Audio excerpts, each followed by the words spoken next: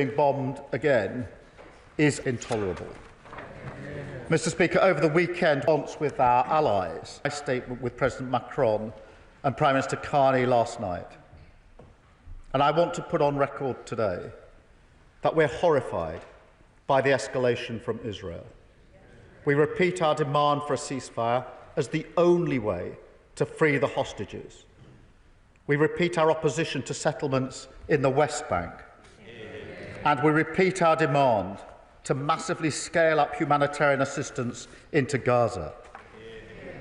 The recent announcement that Israel will allow a basic quantity of food into Gaza, a basic quantity, is totally and utterly inadequate. So we must coordinate our response, because this war has gone on for far too long. We cannot allow the people of Gaza to starve, and the Foreign Secretary will come to the House shortly to set out our response in detail. Mr. Speaker, let me turn now to the three deals this government has struck. The principles we took into the negotiations are clear and simple. Does it drive down bills? Does it drive up jobs? Does it strengthen our borders? And in each case, the answer is resoundingly yes.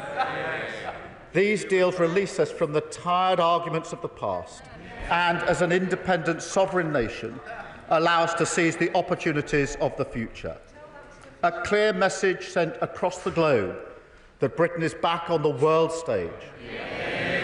Mr. Speaker, a trade deal with the world's fastest-growing economy, India, cutting tariffs for British industries, a huge boost for our whisky and gin distilleries. Their only concern now, Mr. Speaker, is whether they can produce enough to sell. And for our car manufacturers, tariffs slashed from over 100% to just 10%, with no concessions on visas. A trade deal with the world's richest economy, the United States, slashing tariffs, saving thousands upon thousands of jobs in car manufacturing in places like JLR, protecting our steel and aluminium exports and safeguarding interests for our hugely important pharmaceutical sector. But, Mr. Speaker, I can already see that when it comes to this hat-trick of deals, it's our new partnership with the EU that they most want to talk about. And, Mr. Speaker, and given their abject failure to strike a deal with India or the US, I can't say I blame them. So let me spell out the benefits of this deal, which gives our country an unprecedented level of access to the EU market. Mr. Speaker, the best access of any nation outside the EU or EFTA. I will start with our security, because when Russian tanks rolled into Ukraine over 3 years ago now, the gauntlet was thrown down, and it's our responsibility to step up. That is what this world demands, and it's what this partnership delivers, strengthening our national security through our new security and defence partnership. Mr. Speaker, that paves the way for British defence firms to access the EU's €150 billion defence fund.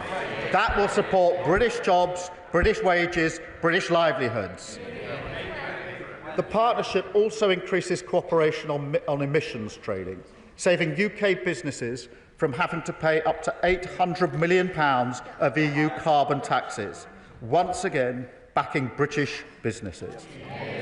The deal will drive down bills with increased cooperation on energy, because the agreement negotiated by the party opposite left us with a more expensive way of working with our neighbours, a needless rupture despite our grids being connected by undersea cables.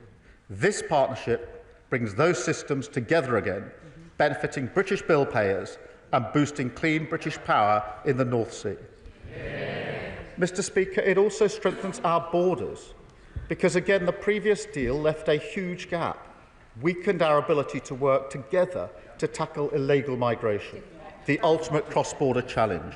This partnership closes that gap, including joint work on returns, preventing channel crossings and working upstream in key source and transit countries, cooperating along the whole migration route to strengthen our hand in the fight against the vile smuggling gangs. It boosts our cooperation on law enforcement, Mr. Speaker, combating terrorism and serious organised crime, with closer operational work with agencies like Europol, and better sharing of intelligence and data, including, for the first time, facial imaging. Mr. Speaker, it helps British holidaymakers because they will be able to use e-gates when they travel to Europe, ending those huge queues to passport control. And it delivers for our young people because we're now on a path towards a controlled youth experience scheme with firm caps on numbers and visa controls. A relationship we have with so many countries around the world, some actually even set up by the party opposite. We should be proud to give our young people that opportunity. And, Mr. Speaker, not for the first time, this government has delivered for Britain's steel industry, protecting our steel exports from new EU tariffs, backing our steel sector to the hilt.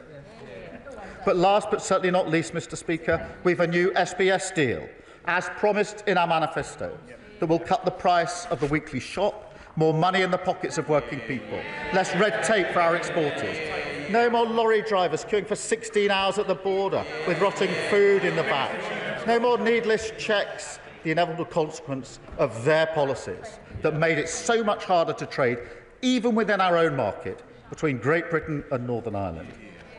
And, Mr. Speaker, that means that British goods that have long been off the menu in Europe can regain their true place, including shellfish, hugely important in Cornwall, Devon and Scotland.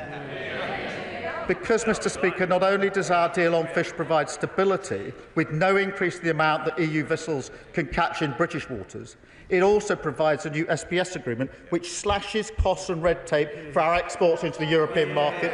We sell 70% of our seafood into that market. It is a huge opportunity which our £360 million investment in British fisheries will now look to export.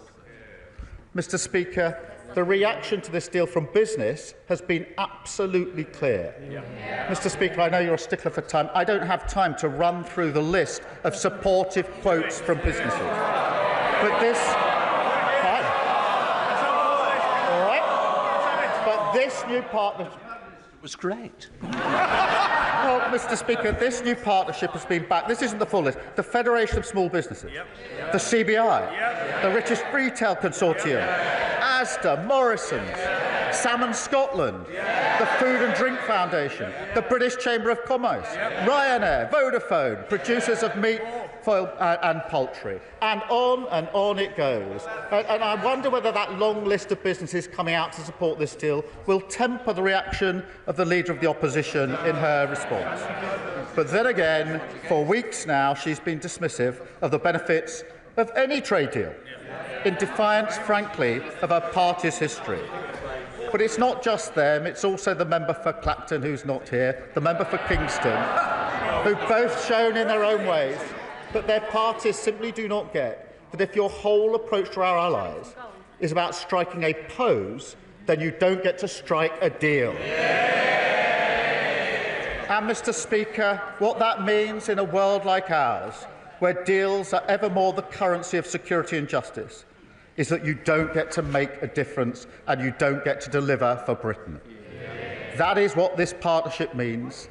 And for years we were told it couldn't be done. What they meant was they couldn't do it. We were told that a deal with the US or India was impossible. What they meant was impossible for them.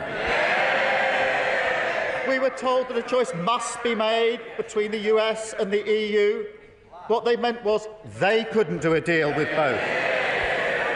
Mr. Speaker, this government can and this government will, because we stay in the room, we fight for the national interest and we put the British people first. That is what these deals represent, a signal that we're back on the world stage, a global champion of free trade, playing our historic role on European security. But above all, making deals that put money in the pockets of working people. Because, Mr. Speaker, that is what independent sovereign nations do, and I commend this statement to the House. Leader of the Opposition, Camibero. Mr. Speaker, when Labour negotiates, Britain loses. He talks about a hat trick of deals. They are own goals. In 2020, the Conservatives concluded the Trade and Cooperation Agreement, the largest and most comprehensive free trade agreement in the world. We agreed to come back in 5 years to improve terms. This renegotiation should have been an opportunity to improve terms for our country. The terms are improved for the EU. And the Prime Minister can dress it up as much as he wants, but he has failed. It is bad for bills, it is bad for jobs, and it is bad for borders. This is not a deal made for Britain. This is a deal made for Labour's PR to show them on the world stage. But it is a stitch-up for our country for their short-term headlines. Let's take the Prime Minister's abject failures one by one. First, on fishing. He has given away the prize most desired by EU member states and done so for almost nothing. Mr. Speaker, it is very easy to sign deals if you're prepared to give everything away for pennies. This deal locks out our fishermen until 2038. We are now in a worse position than the Faroe Islands, a set of islands with a population of Scarborough, but who get to have annual negotiations. And the Prime Minister quoted some organisations welcoming his deal. He doesn't listen to them normally, but he left one out deliberately: the National Federation of Fishermen's Organisations, who have described the deal as a surrender and a giveaway. This is a Prime Minister who would pay to give away his family silver. Why is the Prime Minister selling our fishermen down the river? Is it because they don't vote Labour? Second, on food and agriculture, the Prime Minister is going to pay the EU, Mr. Speaker, he's going to pay the EU to abide by laws that we have no say on. While British farmers struggle with the family farms tax his Chancellor has imposed on them, their regulations will now be made in Paris and enforced in Brussels. It is a total capitulation. We're not in the EU. We are not at the table. So can the Prime Minister tell us how is he going to ensure accountability for the hundreds of regulations he has signed this country up to? Third, on energy, the Prime Minister has shackled us to the EU's emissions trading scheme. This means the government can no longer cut energy costs without the EU's permission. It will also unravel parts of the India FTA he's just negotiated. This isn't a technicality, it is a betrayal. The House should be in no doubt. This means higher bills, more pain, and less flexibility. Fourth, on his own manifesto promises, the Prime Minister said that we would not rejoin the single market. He promised no new payments, that he would protect British interests. That promise has lasted about as long as his commitment to protect pensioners' winter fuel allowance. He said whatever was needed to win power, Mr. Speaker, and now he'll say whatever is needed to keep it, even if it means selling out our sovereignty, our businesses, and the public. The truth is that most of what was announced yesterday was not a deal. There was no binding agreement on anything. Most of the items outlined are simply agreements to enter into further discussions we are already having. The Prime Minister is boasting that we will now avoid airport queues because we'll get access to EU e-gates. It sounds great, except it isn't true. Some airports already allow it. This deal does not guarantee it anywhere. Each country still has to agree. And that, Mr. Speaker, sums up this deal perfectly. It is a lot of spin to disguise the terrible substance. Having previously ruled out a youth mobility scheme, the Prime Minister is now desperately trying to hide his latest U-turn by rebranding it as an experience. This is risible. We have no details on any cap, no details on any time limit, which begs the question, why is the government talking about increasing migration before it has got a grip on the small boats or the legal migration system? I know the Prime Minister doesn't like answering questions, but people out there want to know, can we have some honesty as to what has been discussed? How many young European workers does the Prime Minister think would be acceptable? And will they be able to bring dependents? Even the defence commitments in this deal are hopelessly one-sided. We're making payments, but they are offering dialogue and consultation. This is a pitiful return for the country that leads NATO in Europe with troops on the ground in Estonia defending our allies. Can the Prime Minister tell us why there's not a single word in his statement about the money we will now be sending to Brussels?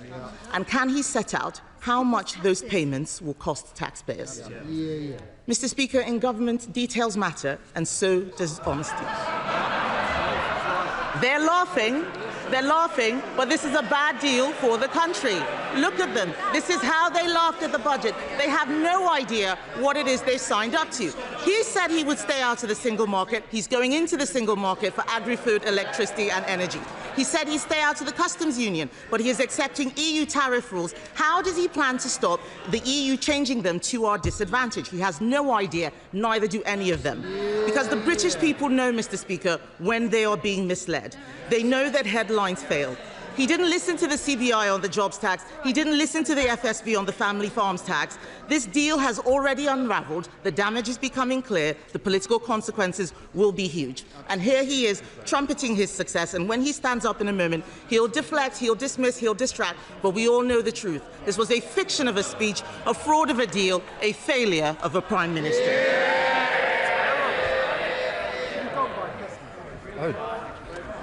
Oh dear. That was just such an unserious response. She says detailed matter in government. They matter in opposition as well. The SBS agreement cuts red tape and bureaucracy for all food and agriculture going into the EU. That's a massive boost for our supermarkets, for our farmers and others.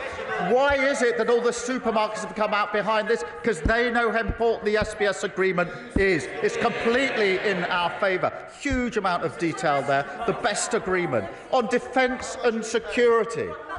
Defence and security. Greater operational coordination. And she's against it at a time like that. It opens the gate to the EU Defence Procurement Fund of €150 billion.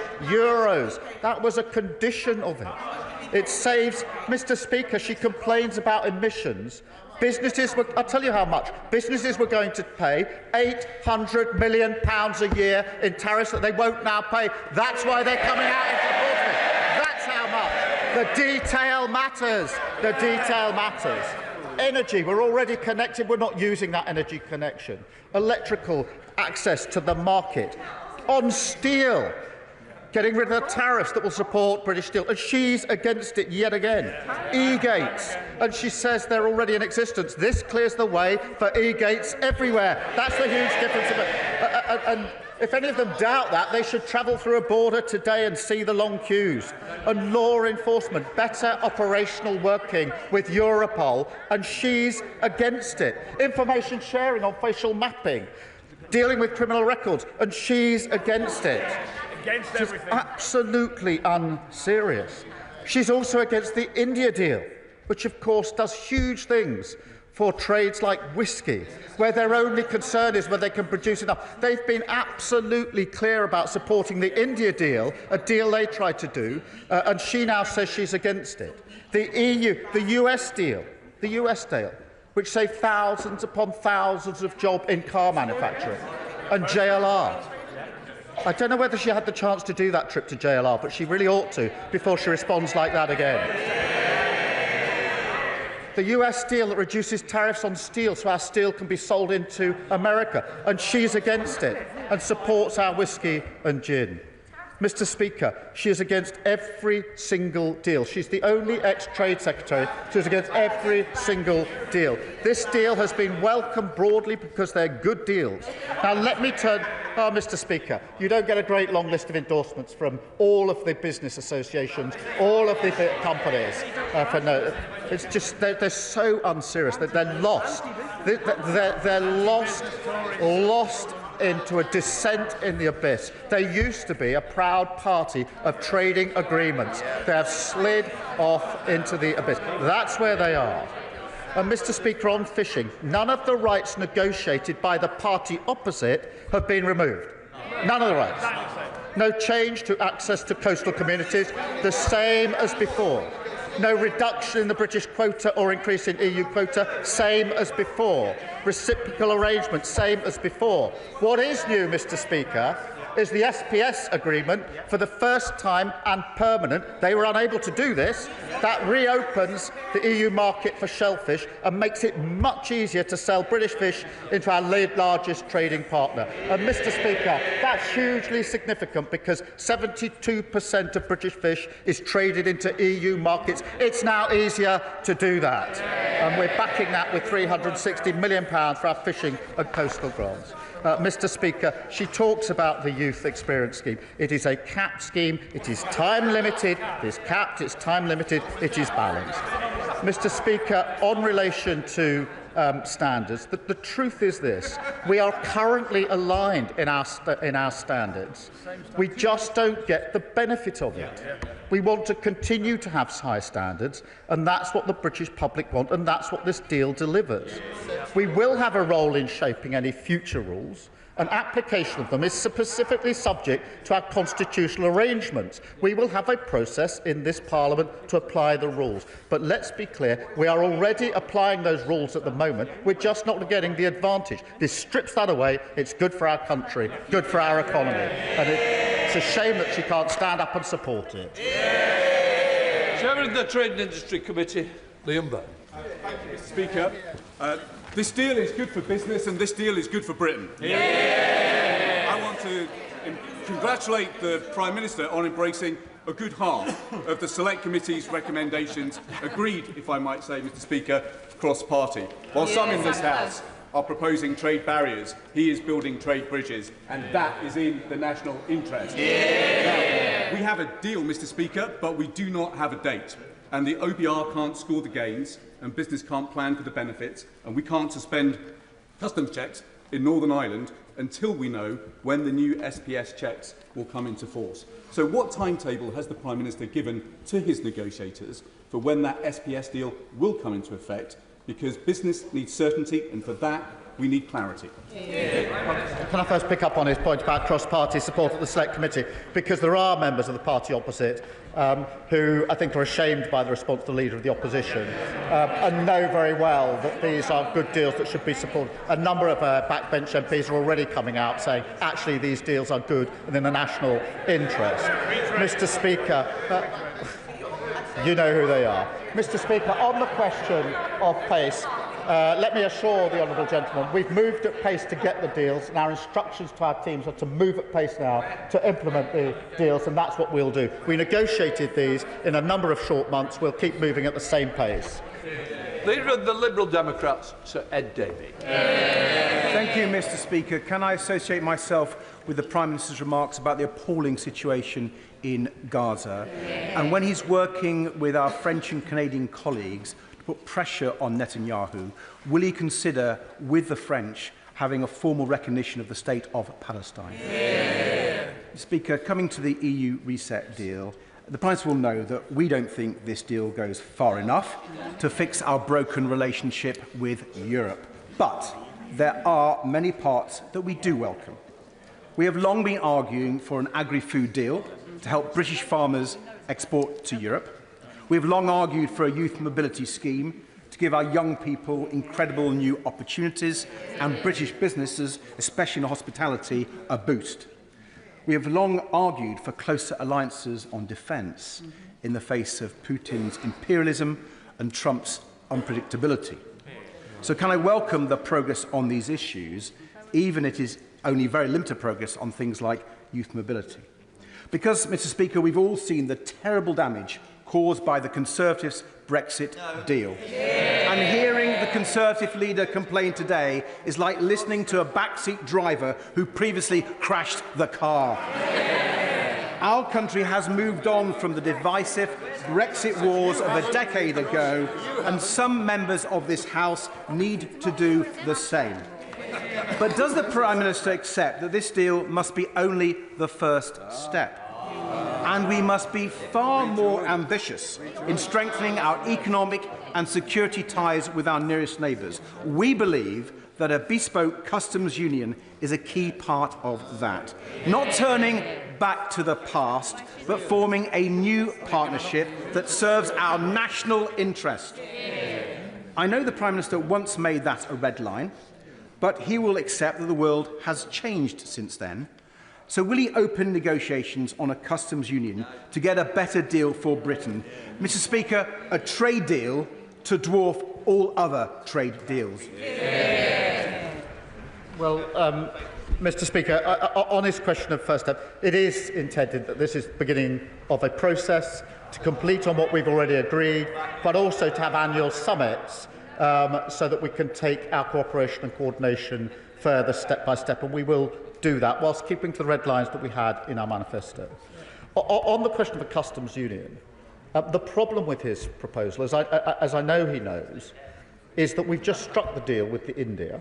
We've just struck a deal with the US. If we now undo that good work, we undo all the benefits of those two deals.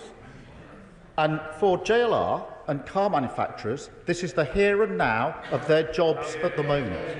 And that is why we had our red lines and we've kept to those red lines. I'm not prepared to rip up the benefits that we've negotiated in these deals. Chair of the Foreign First Select Committee. Thank you very much, Mr. Speaker. Can I begin by thanking the Prime Minister for what he has said about Gaza? It couldn't be clearer, the message that he's sending to the far-right government of Netanyahu, and it should have the unanimous support of this House. It is essentially, this must stop. Turning to the grown-up EU deal, which comes hard on the heels of the two other trade agreements that have been agreed recently, the government is rightly confident that these deals will be popular and that they will provide great benefits to our country. So can I ask the Prime Minister this? Why not take this opportunity to fix a glaring hole in our democracy and simply put those agreements to the vote? To allow them to be scrutinised by this place, I can assure him they will be passed. Well, Mr. Speaker, as she knows, there's a process for implementing any agreement. All of these will require legislation, and therefore they'll go through the House on that basis. Sir Bernard. Thank you, Mr. Speaker. Can I just point out to the Prime Minister that nothing can undo the fact that 17.5 million people voted leave, and they voted to take back control of our laws and to stop paying money to the EU. And that was a considerably larger vote than the 9.7 million who voted Labour at the last election. And now he is submitting to EU regulations without any control, and he is giving money, starting to pay money back to the European Union. He's giving up control over our laws and restoring payments to the European Union.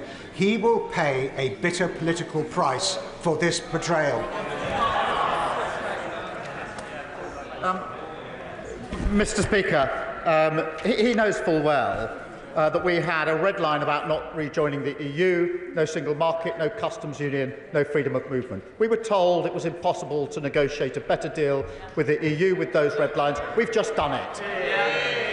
We've also showed that we are outside the EU because he will appreciate that having a deal with India and the US is inconsistent with membership of the EU. There could be no better evidence that we're not going back into the EU, nor are these negotiations on that basis. I know he understands that very, very well. I'm surprised at the way he puts his question. As for control of the borders, honestly, it went from quadrupling net migration after Brexit to nearly 1 million. That wasn't controlling our borders. It was a complete lack of control on the other side.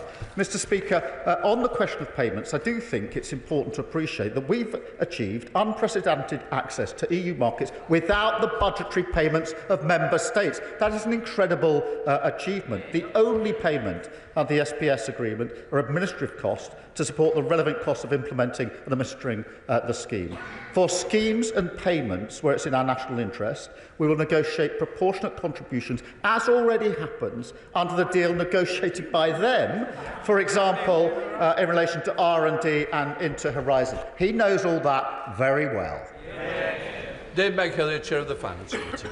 Thank you, Mr. Speaker. Mr. Speaker, I congratulate the Prime Minister on this this achievement on top of 2 great trade deals.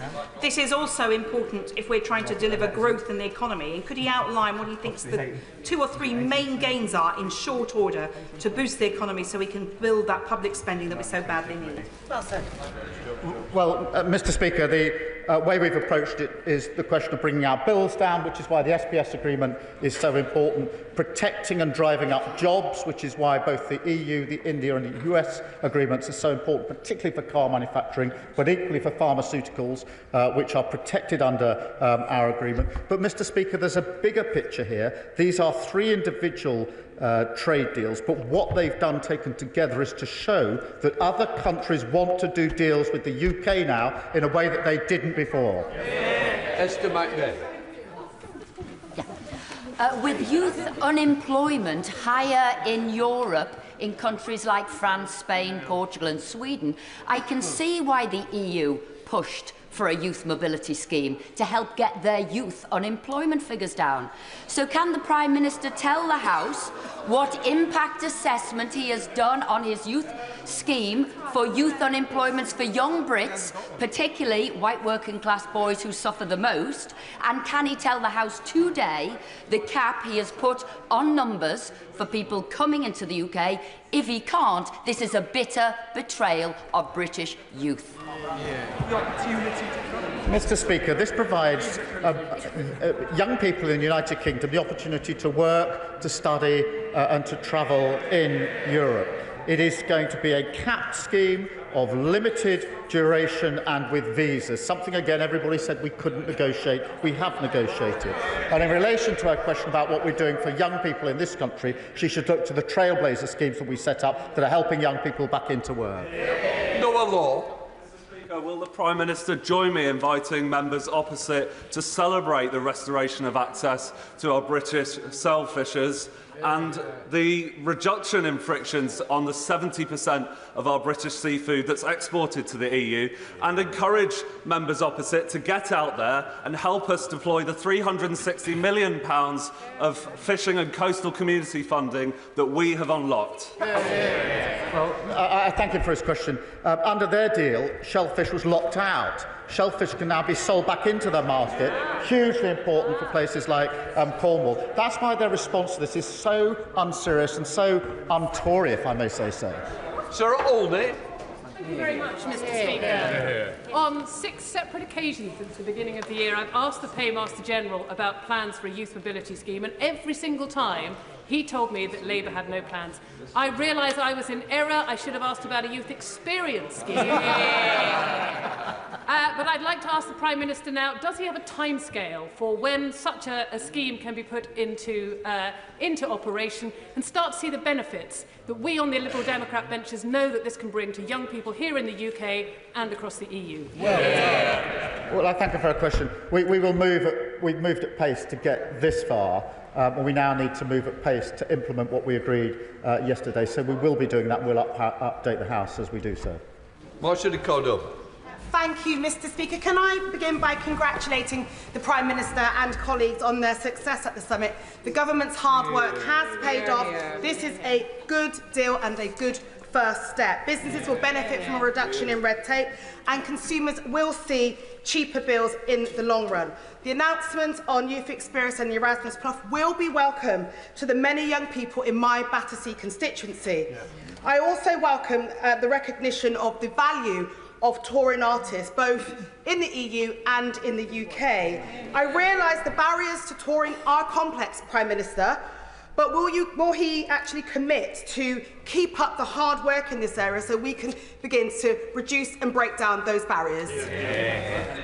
Well, I thank her for her question. She raises a really important point on touring artists, and we're absolutely committed to getting a better deal for touring artists, and that is part of the ongoing work as we go forward from this summit to the next summit. Stephen Flynn. Thank you, Mr. Speaker. I think the front benches need to calm the jets a wee bit. This is obviously not a surrender, just as it's obviously no substitute for membership of the European Union, nor indeed is it, as the Prime Minister has repeatedly said today, providing unprecedented access to the EU market. That is simply absurd. But what the deal does do is provide for cooperation in respect of carbon storage. So will the Prime Minister build upon that good work by committing his government to provide the financial support necessary to take the Acorn project forward in the north east of Scotland?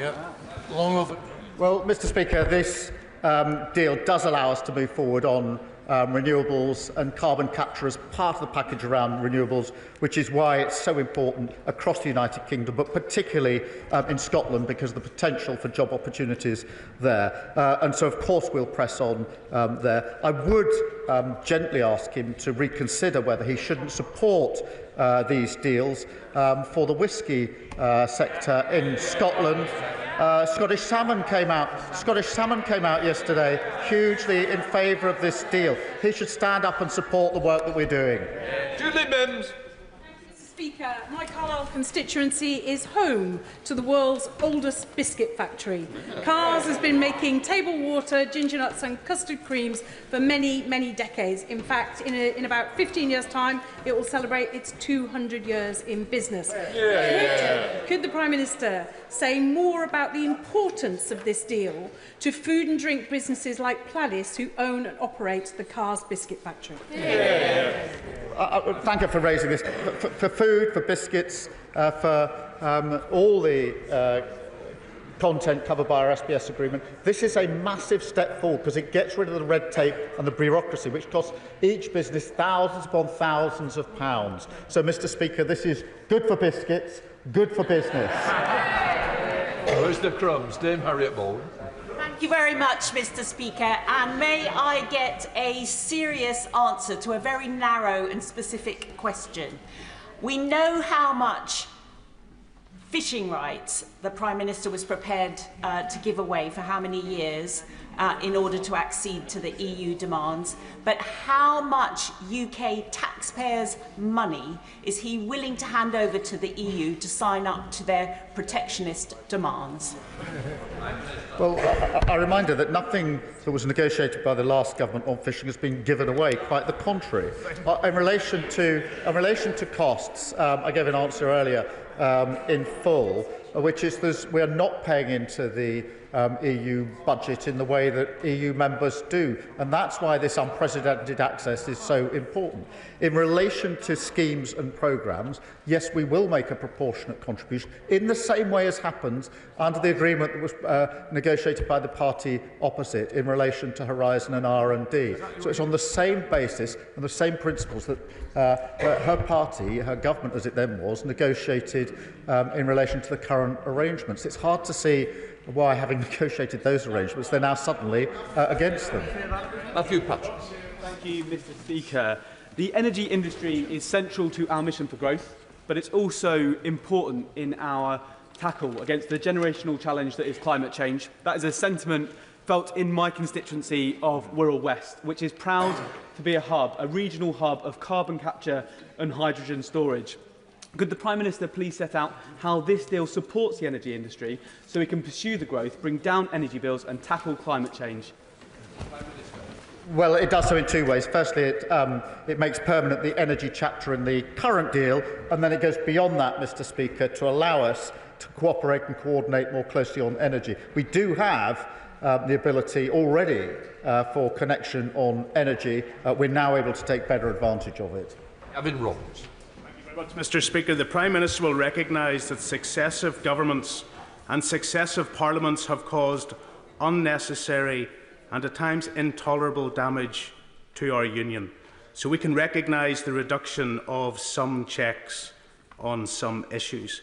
But can he explain to this House why, if the animals and their products that are able to come to Northern Ireland now free of checks are suitable, why is the European Union still intent on banning the very veterinary medicines that those animals take? If standards are the same in the United Kingdom and the European Union, and this Parliament has already decided that the CE markings will be retained, why are products and manufactured goods not part of this arrangement? And will he confirm to this Parliament that it is his intention as Prime Minister to rid Northern Ireland of the Windsor framework and get rid of the barriers within our union?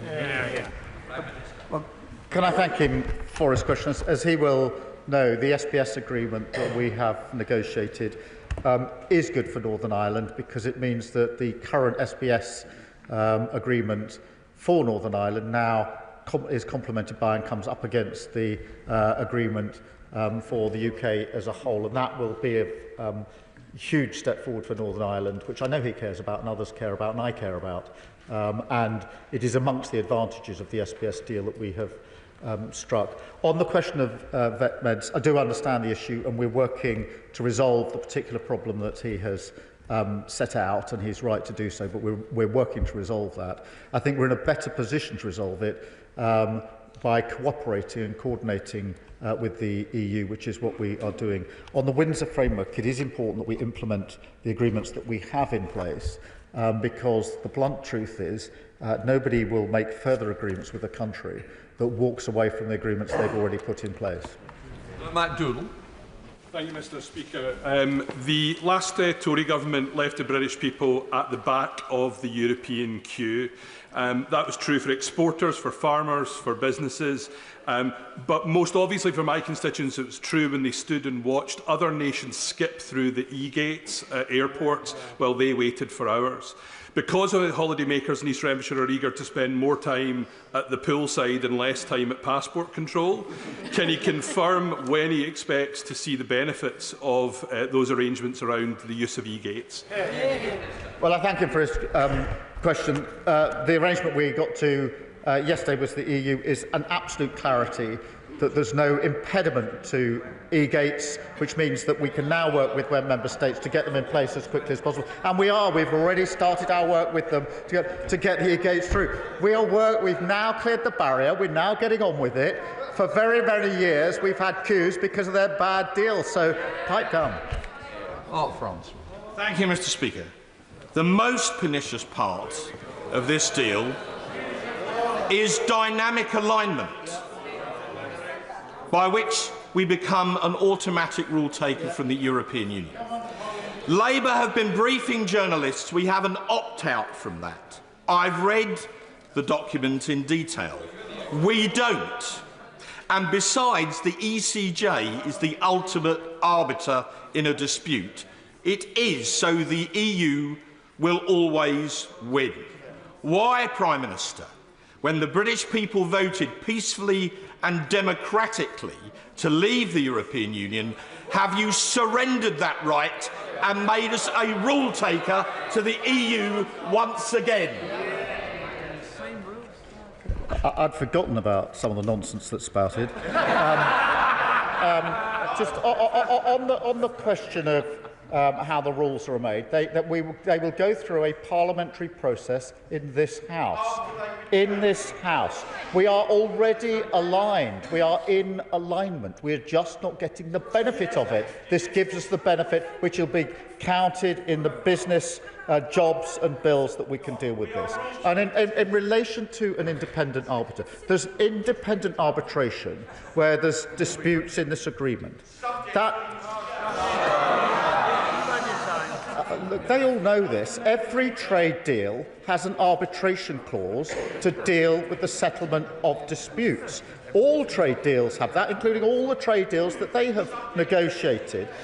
On the question of the ECJ, if there's an issue of European law that needs to be referred by the independent arbitrators to the court, they then give a ruling on the interpretation. It passes back to the arbitrators to make the final decision. That is how trade deals work. But I do understand their new policy. Their new policy is against any trade deals. That's never been the Conservative Party policy before, but it's good that we've got clarity now. Lizzie Collins. Thank you, Mr Speaker. This deal is very, very welcome, particularly for my farmers in Morecambe and Loonsdale. But, Mr Speaker, as a young person, I benefited from a year in New Zealand and a year in Spain. Can the Prime Minister assure me that he'll do everything he can to ensure that other young Brits get the same opportunities that I did? Thank you. Well, Mr Speaker, I do want young people in this country to have the opportunity under the scheme to work, to travel and to involve themselves in volunteering and other activities in Europe. Tim. Thank you, Mr. Speaker. Thanks to the appalling deal done by the Conservatives with the EU in 2020, we saw farmers lose 34% of their export market into the European Union, which contributed to a 41% drop in incomes for livestock farms in my constituency and across the country. So we are encouraged to hear about the access to the European markets for our farmers. But can he say more about that and the extent to which we will be able to know when those opportunities might avail themselves to farmers in West London and beyond? Well, I thank him for raising that, which will be of huge interest to his constituents. If I got his number right, I think he said there was a 41% drop in trade because of the deal that the previous government did for farmers, who they claim to champion. What this does, as he'll appreciate, is to ensure that food and agriculture going into the EU will under the SPS agreement, do it without any of the red tape, any of the bureaucracy. That will make it much easier for his constituents, much easier for farmers generally to trade in the EU market, bringing down their costs, which is hugely important for farmers and his constituents. On the question of timing, we'll do it as quickly as possible. We're moving at pace. I do appreciate that for farmers in his constituency, farmers across the country, this is hugely important to undo the damage that the previous government did. Absolute Khan. Can I also congratulate the Prime Minister for this deal? Manchester has a student population of over 100,000, many of whom I represent. They will be pleased to hear, as I am, that the UK and EU will develop a scheme focused on student exchange, supporting young people to study, volunteer, work, or travel across Europe. So does the Prime Minister agree with me that this deal will provide life-changing experiences for our young people and will strengthen our broken relationship with the EU for generations to come? Well, I can confirm I want those experiences, those opportunities for our young people. I think the country wants those experiences for young people. I'm not even sure the party opposite are genuinely against better opportunities for our young people to go and work and travel in Europe. Richard Tice. Thank you, Mr. Speaker. In Boston and Skegness, my fishermen are furious that the Prime Minister has surrendered the fishing industry, and my constituents are furious that you've surrendered on freedom of movement and on rule-taking under the ECJ. But there is good news, Mr. Prime Minister. Do you accept that you've also surrendered the jobs of many of your backbench MPs of the next general election to reform? Well, I'll happily explain to his constituents the huge benefits of these deals, measured in jobs that will be saved, jobs that can now thrive, bills that will come down. And it is really important for our economy that we have these deals. That is in the interest of his constituents. It's in the interest of the whole country. Gregor Boynton. Thank you, Mr. Speaker. When it comes to evaluating the merits of the deal, who would the Prime Minister suggest my Livingston constituents listen to? Should it be the Scottish Chamber of Commerce, the NFU Scotland, or Scottish Salmon, all who have welcomed the deal? Or should they listen to John Swinney, who's lining up with the leader of the decision and the member for Clacton, and a desperate misguided event to try and create a constitutional grievance, a deal for which the Deputy First Minister has called important progress? Well, I was surprised to see the SNP First Minister line up with Reform and the leader of the opposition against a deal which has been welcomed by Scotland Salmon. Welcomed by Scotland Salmon, huge exporter from Scotland, because they know it's good for their business. But that's a pretty small and miserable club for the SNP to be in. Sir Julian. If the Prime Minister is right that our food standards are already in alignment with those of the EU, why could we not have negotiated the deal on the basis of mutual recognition of those standards, as other countries have done, rather than open ourselves up to having to alter our standards in line with whatever the EU may decide to change in the future? That's a very good question he should put to Boris Johnson. I'm sorry, Dr. Scott Arthur. Scott Arthur. Thank you, Mr. Speaker. Thank you, Mr. Speaker. I absolutely welcome this deal. It puts us on the map as an outward-looking nation again. And above all, I think the benefits it brings young people in Edinburgh South West are absolutely worth noting. We know also that it's going to bring lower bills for people shopping for food and also people buying energy right across the UK. So based on that, can you really understand why SNP is uniting with Reform and the Conservatives to take this isolationist approach when it comes to international trade? Well, I do think it's really hard to fathom, and I do hope they reconsider their position, because lining up against better trade, better business opportunities for Scotland is not in Scotland's interest. To be lining up with Reform is not a place that I would expect them to be, but that's where they are. Luke Taylor. Thank you, Mr. Speaker. I would like to start by saying I admire the Prime Minister's faith that this may well end the tired arguments of the past, although on the display of today I think we need to end the tired party of the past to my right before that's the case. A generation of young people have missed out on the opportunities offered by the Erasmus scheme due to the disastrous Brexit deal negotiated by the Conservatives. We're encouraged by the words in the deal about the Erasmus scheme, but what's the timescale for offering that opportunity to our young people once again? Well, Mr. Speaker, I should say I don't think the party opposite need any help in retiring from the national stage. They're well on their way. In relation to Erasmus, obviously it's important the way we've negotiated this in relation to the balanced approach we will take. As with other aspects, we do want to move ahead on what we've negotiated as quickly as we can. We've moved at speed to get this far, and the instruction from both sides is to move at speed on the other elements.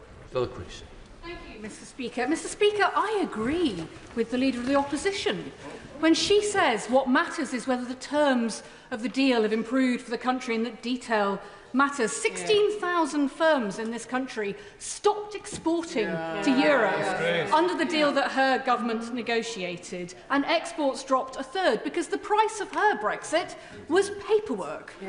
Under this deal, this government is getting rid of the very much hated export health certificate, which is worth an extra £200 on every single consignment. So this government's deal will help business. Her government's deal hurts business. But can the Prime Minister confirm that as part of reviewing the charges at the border, he will also look at the Tories' hated border operating model so we can really get business moving?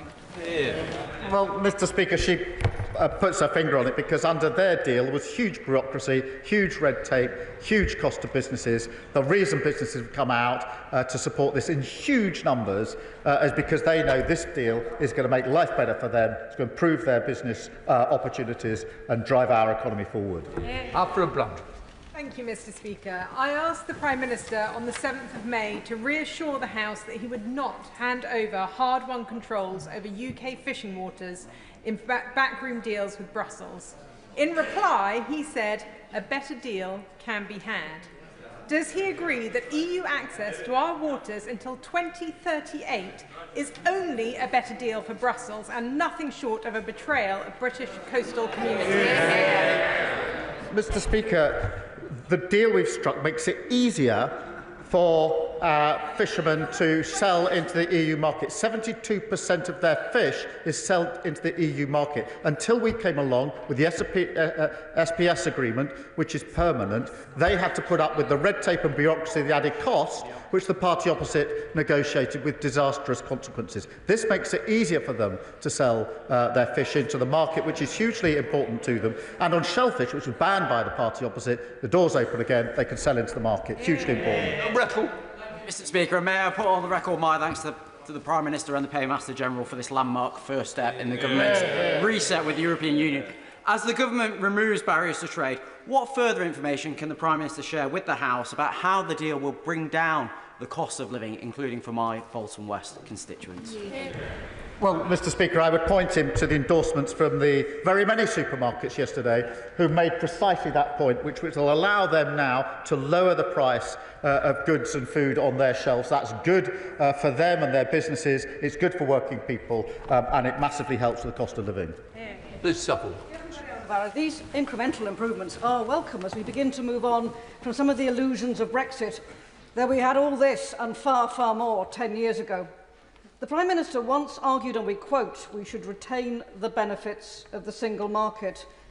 Given his recent tendency to dismiss the views of others, what would he say to his younger self?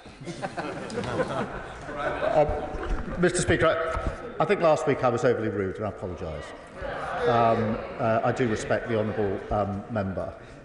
She raises a serious point. We're now outside of the EU. We had red lines in our manifesto on the single market. We've kept those red lines and delivered a very good deal with it. Clive Efford. Mr. Speaker, can I congratulate my right honourable friend on securing this deal? But is the agreement with me that the attitude displayed by the party opposite betrays a fundamental dislike and mistrust of all things European, which makes them totally inadequate for accepting any sort of deal whatsoever with the EU? And can he confirm that no matter where you do an international trade deal, whether it's through WTO rules or with Europe, there is always an arbitration system, whether it's this deal or any other? Mr. Speaker, I thank him for his question. I don't think they're just against all things European, because they say they're against the India deal as well. This is a deal they tried for 8 long years to negotiate. It's deeply embarrassing for them to say that's what they're trying to negotiate, and now they're behind it. They're against the deal with the US, which they said that they wanted to negotiate, which saves thousands upon thousands of jobs. They really go to JLR and tell those workers you're going to reverse that deal, and look at the expressions on their faces. It is further evidence of the decline of the Tory party away from free trade. I never thought I'd see that, but we're seeing it now under this leader of the opposition. He's absolutely right about arbitration clauses. They're there in every trade deal that's ever been struck. Sir Roger again. Thank you, Mr. Speaker. I don't want to be dog in the manger, but the Prime Minister's statement appears to me to be very strong on self-congratulation and very short on detail. Now, I know he doesn't like answering detailed questions, but the response that he gave to my right honourable friend, the member for the New Forest, was quite simply unacceptable. When will this be signed off in a form that this House will be able to debate properly and vote upon? Well, the details set out of the agreement we reached yesterday in a document which was released during the course of yesterday, and if he hasn't had the chance to see that, I'll make sure he does. On the detailed text that follows, obviously that needs to be drafted in legal form so that everybody can see it. Of course, we can debate it and scrutinise it, and of course none of this can go through without legislation, so he will have that opportunity. It's quite right that he presses for it. Joanna Baxter. Thank you, Mr. Speaker. The new UK-EU agreement is a welcome and pragmatic step towards rebuilding a strong trading relationship with our closest economic partner. This deal will help reduce costs, reduce red tape and make it easier for Scottish businesses to compete and grow across European markets. These are not my words, Mr. Speaker. They're the words of the Chief Executive of the Scottish Chambers of Commerce. So does the Prime Minister agree with me that when Labour negotiates, business and customers in my constituency of Paisley and Renfrewshire South benefit? Well, she's absolutely right, and there's reasons why the Chamber of Commerce in Scotland are coming out in support of this deal, is because they recognise the huge benefits of it, and it's very important in Scotland we do everything we can for working people and for businesses, and that is what we're delivering. Ellie Charles. Thank you, Mr. Speaker. On behalf of the Green Party, I broadly welcome the progress that was made at the summit yesterday. It's not quite the step change that we need, but it is a step forward towards the closest possible relationships with our closest neighbours that we continue to champion, although I would gently point out that it's hardly unprecedented because, of course, up until we left the EU, we had a much better relationship. Can I ask the Prime Minister, though, given that free movement of people in addition to goods, services and capital is such an important component of growth and also of building good relationships, why is he being so timid on the youth mobility scheme, given the huge benefits that this would offer to our young people and our country as a whole? Good question. Mr. Speaker, we had a clear red line in our manifesto on freedom of movement. We did that because we had a referendum, and at the heart of that referendum, and one of the key issues, was freedom of movement. Everybody made their case, and the country voted to leave. We respect that, and that's why we put the red line in. What we've now negotiated is a scheme that doesn't cross our red lines, but is good for young people, both here and in Europe. Mr. Speaker, I'd like to turn to the cooperation aspect of this agreement, which I congratulate the Prime Minister for. When I was an international liaison prosecutor, my colleagues and I in the CPS, in Eurojust, in Europol, were relieved when the trade and cooperation agreement was finally agreed. Does the Prime Minister agree with me that this new deal enhances and improves our ability to tackle cross-border crime, serious and organised crime, and to keep the people of the UK safe? Yeah. Well, can I thank her for her previous work? And one of the important things I was able to do when I was Chief Prosecutor was play our part in Eurojust. Mr. Speaker, Madam Deputy Speaker, I apologise. Before we left the EU, we could play our full part in Eurojust. That meant we shared evidence, we shared strategy, arrest arrangements, and issues about where a case would be prosecuted.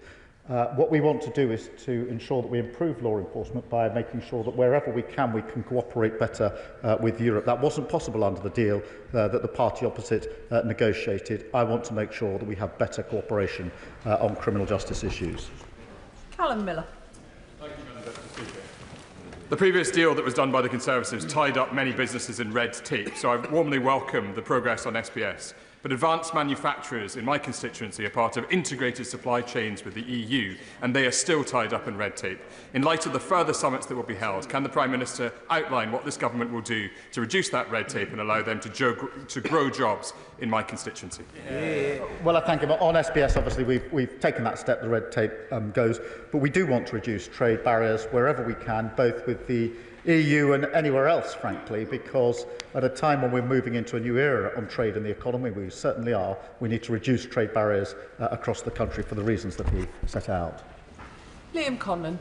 Thank you, Madam Deputy Speaker. I thank the Prime Minister for his work on this deal, which takes important steps in resetting our relationship with the EU. Alongside lowering trade barriers, many of my younger constituents in Beckham and Penge will be excited by the prospect of a youth experience scheme. Does the Prime Minister agree with me that far from being a concession, a youth experience scheme mirroring agreements that we already have in countries like Australia and New Zealand would create fulfilling cultural opportunities for young people across the country? Well, I do agree with him and remind the House we do have agreements in place with a number of other countries, some of them actually negotiated by the party opposite. I find it hard to believe anybody in this House genuinely thinks that we want to make it harder for our young people to work and study and travel in Europe. Graham Stewart. Thank you, Madam Deputy Speaker. We need 15 billion barrels of oil and gas between now and 2050, and currently we're expected to produce just 4 billion. New licences would support tens of thousands of jobs in this country, tens of billions of tax revenue. Can the Prime Minister assure the House that the agreement on alignment on climate policies does not stand in the way of common sense restoration of new licences in the North Sea so that we can produce the oil and gas we must consume in this country? Mr. Speaker, on the question of licences, we have been clear about honouring new licences, and there's nothing in this deal that cuts across what we've said previously in relation to licences. Sheehan Wara. Thank you, Madam Deputy Speaker. A trade deal with the world's fastest growing economy, which the party opposite failed to achieve. A trade deal with the world's richest economy, which the party opposite failed to achieve. A trade deal with the world's biggest trading bloc, which the Tories in Reform would tear up despite the enormous benefits for British businesses, consumers and tourists. Would the Prime Minister agree with me that all this, plus financial stability, investment in key public services and our national security and infrastructure, that makes the UK the best place to start and grow a business in the world? And further, would he agree that given our fantastic quality of living, our great universities and skilled and passionate people, the North East should be the destination of choice for such investment? I think she's right that the 3 trade deals taken together do indicate that other countries want to negotiate and deal with the UK because they can see the path that we are on, and that is good and should be welcomed because there are huge benefits of it. And of course the North East and her constituents should benefit under all 3 of these deals. Chris Law. Speaker, the people of Scotland overwhelmingly voted to remain in the European Union in 2016 and overwhelmingly support rejoining it today. Perhaps you may want to listen. A fact that's been continuously ignored by successive UK governments.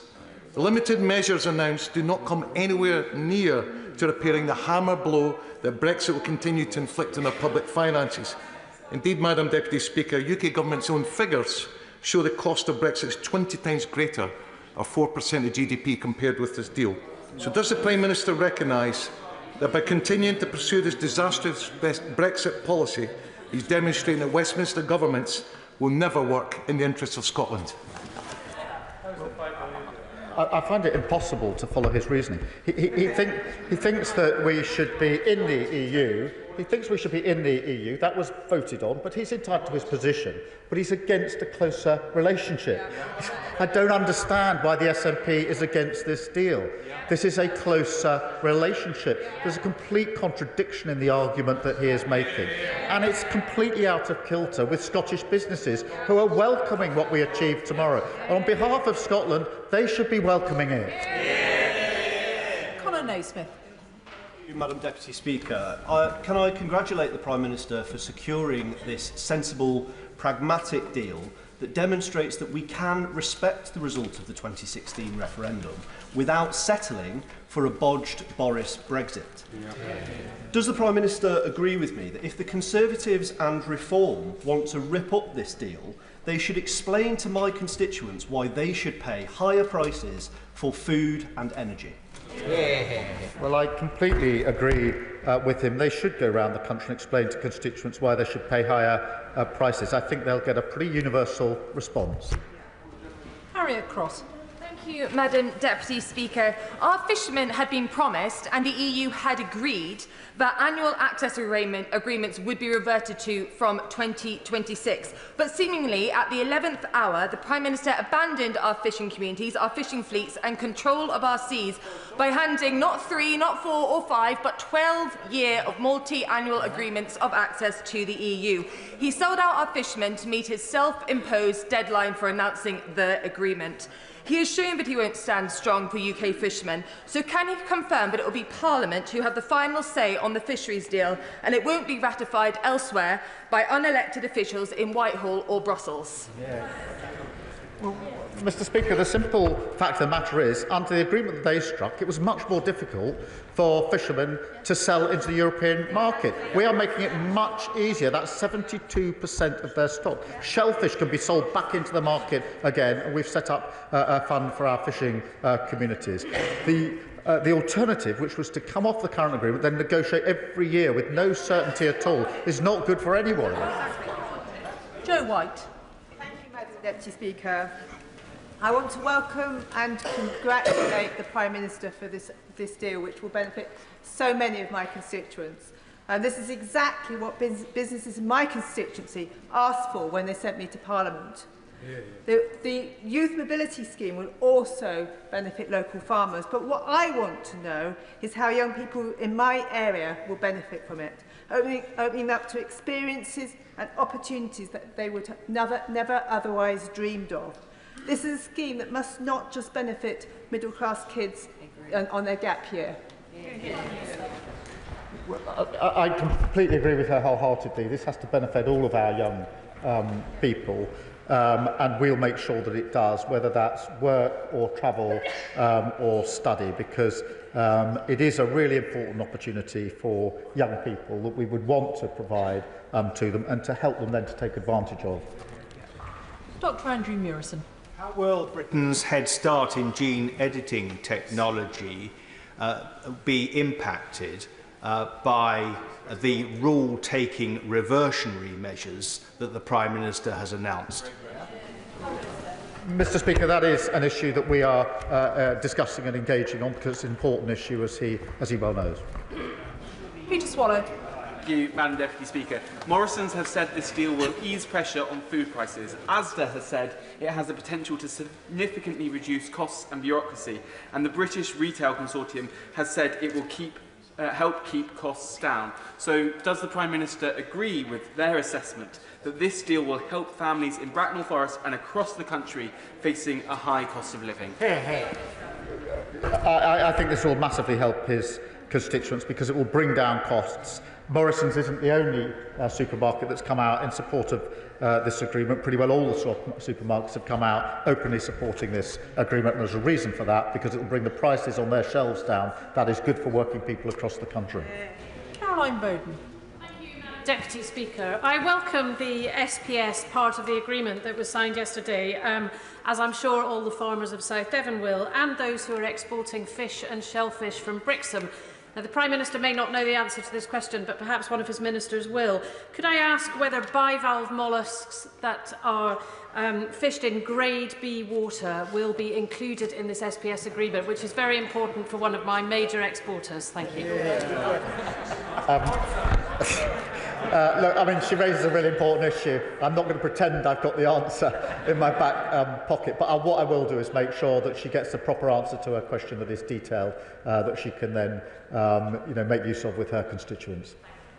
Rupa Huck. Thank you, Madam Deputy Speaker. It's brilliant that the Brexit logjam that cast such a long shadow over so many years over this House has been smashed by this Prime Minister. Yeah. Could he indicate when we might hear a bit more about the youth experience scheme that's been so yearned for and so welcomed by the universities, by the English language teaching sector, and also by my staff team and son, who were born too late to have a say in any of the mess that the Tories left behind? Well, Madam Deputy Speaker, we will develop the plan in relation to the Youth Experience Scheme with our partners, and we have instructed our teams to move on all fronts as quickly as we can. David Reid. Thank you, Madam Deputy Speaker. The Prime Minister states through a new security and defence partnership the way will be paved for British defence firms to access the new European Defence Fund, a fund that I think we can collectively agree will allow our continent to defend ourselves against Putin's autocratic regime. Madam Deputy Speaker, how long does the Prime Minister think access to this fund will take? Weeks, months or years? Certainly not years, because the whole point of the fund is to be part of the collective response to the challenge in Ukraine. And the fund came about because of the work we're doing with the Coalition of the Willing as one of the initiatives out of that. And therefore everybody involved wants to move at speed, and that's the basis on which we have approached this. What yesterday does is knock out one of the gateway issues that we were otherwise facing, so that we can work with others to access that fund. But it will be as quick as we can, because the situation in Ukraine is extremely serious, and we need to address it as quickly as possible. Kirstine Sullivan. Thank you, Madam Deputy Speaker, and can I thank the Prime Minister for negotiating this deal, which is good for the UK, and according to umpteen businesses, it's good for Scotland. As someone who benefited from a year in France many years ago, I welcome the work underway to give young people in my constituency access to a youth experience scheme, but can also ask the Prime Minister to work at pace to ensure that our sports people and musicians can showcase their talents and are no longer subjected to the Tories' botched Brexit. Well, thank you for raising it. It's a really important issue. We will work as quickly as we can on that issue, because I think whichever way people voted, they didn't really vote to stop creatives and sports people crossing national boundaries to show their talent in whichever way that may be. So we do need to resolve it. Manuela Pertigella. Thank you, Madam Deputy Speaker. The impact of the Creative Europe programme between 2014 and 2019 on the UK arts, film, publishing and other creative sectors was hugely beneficial, not just for practitioners and organisations, but also for the country as a whole.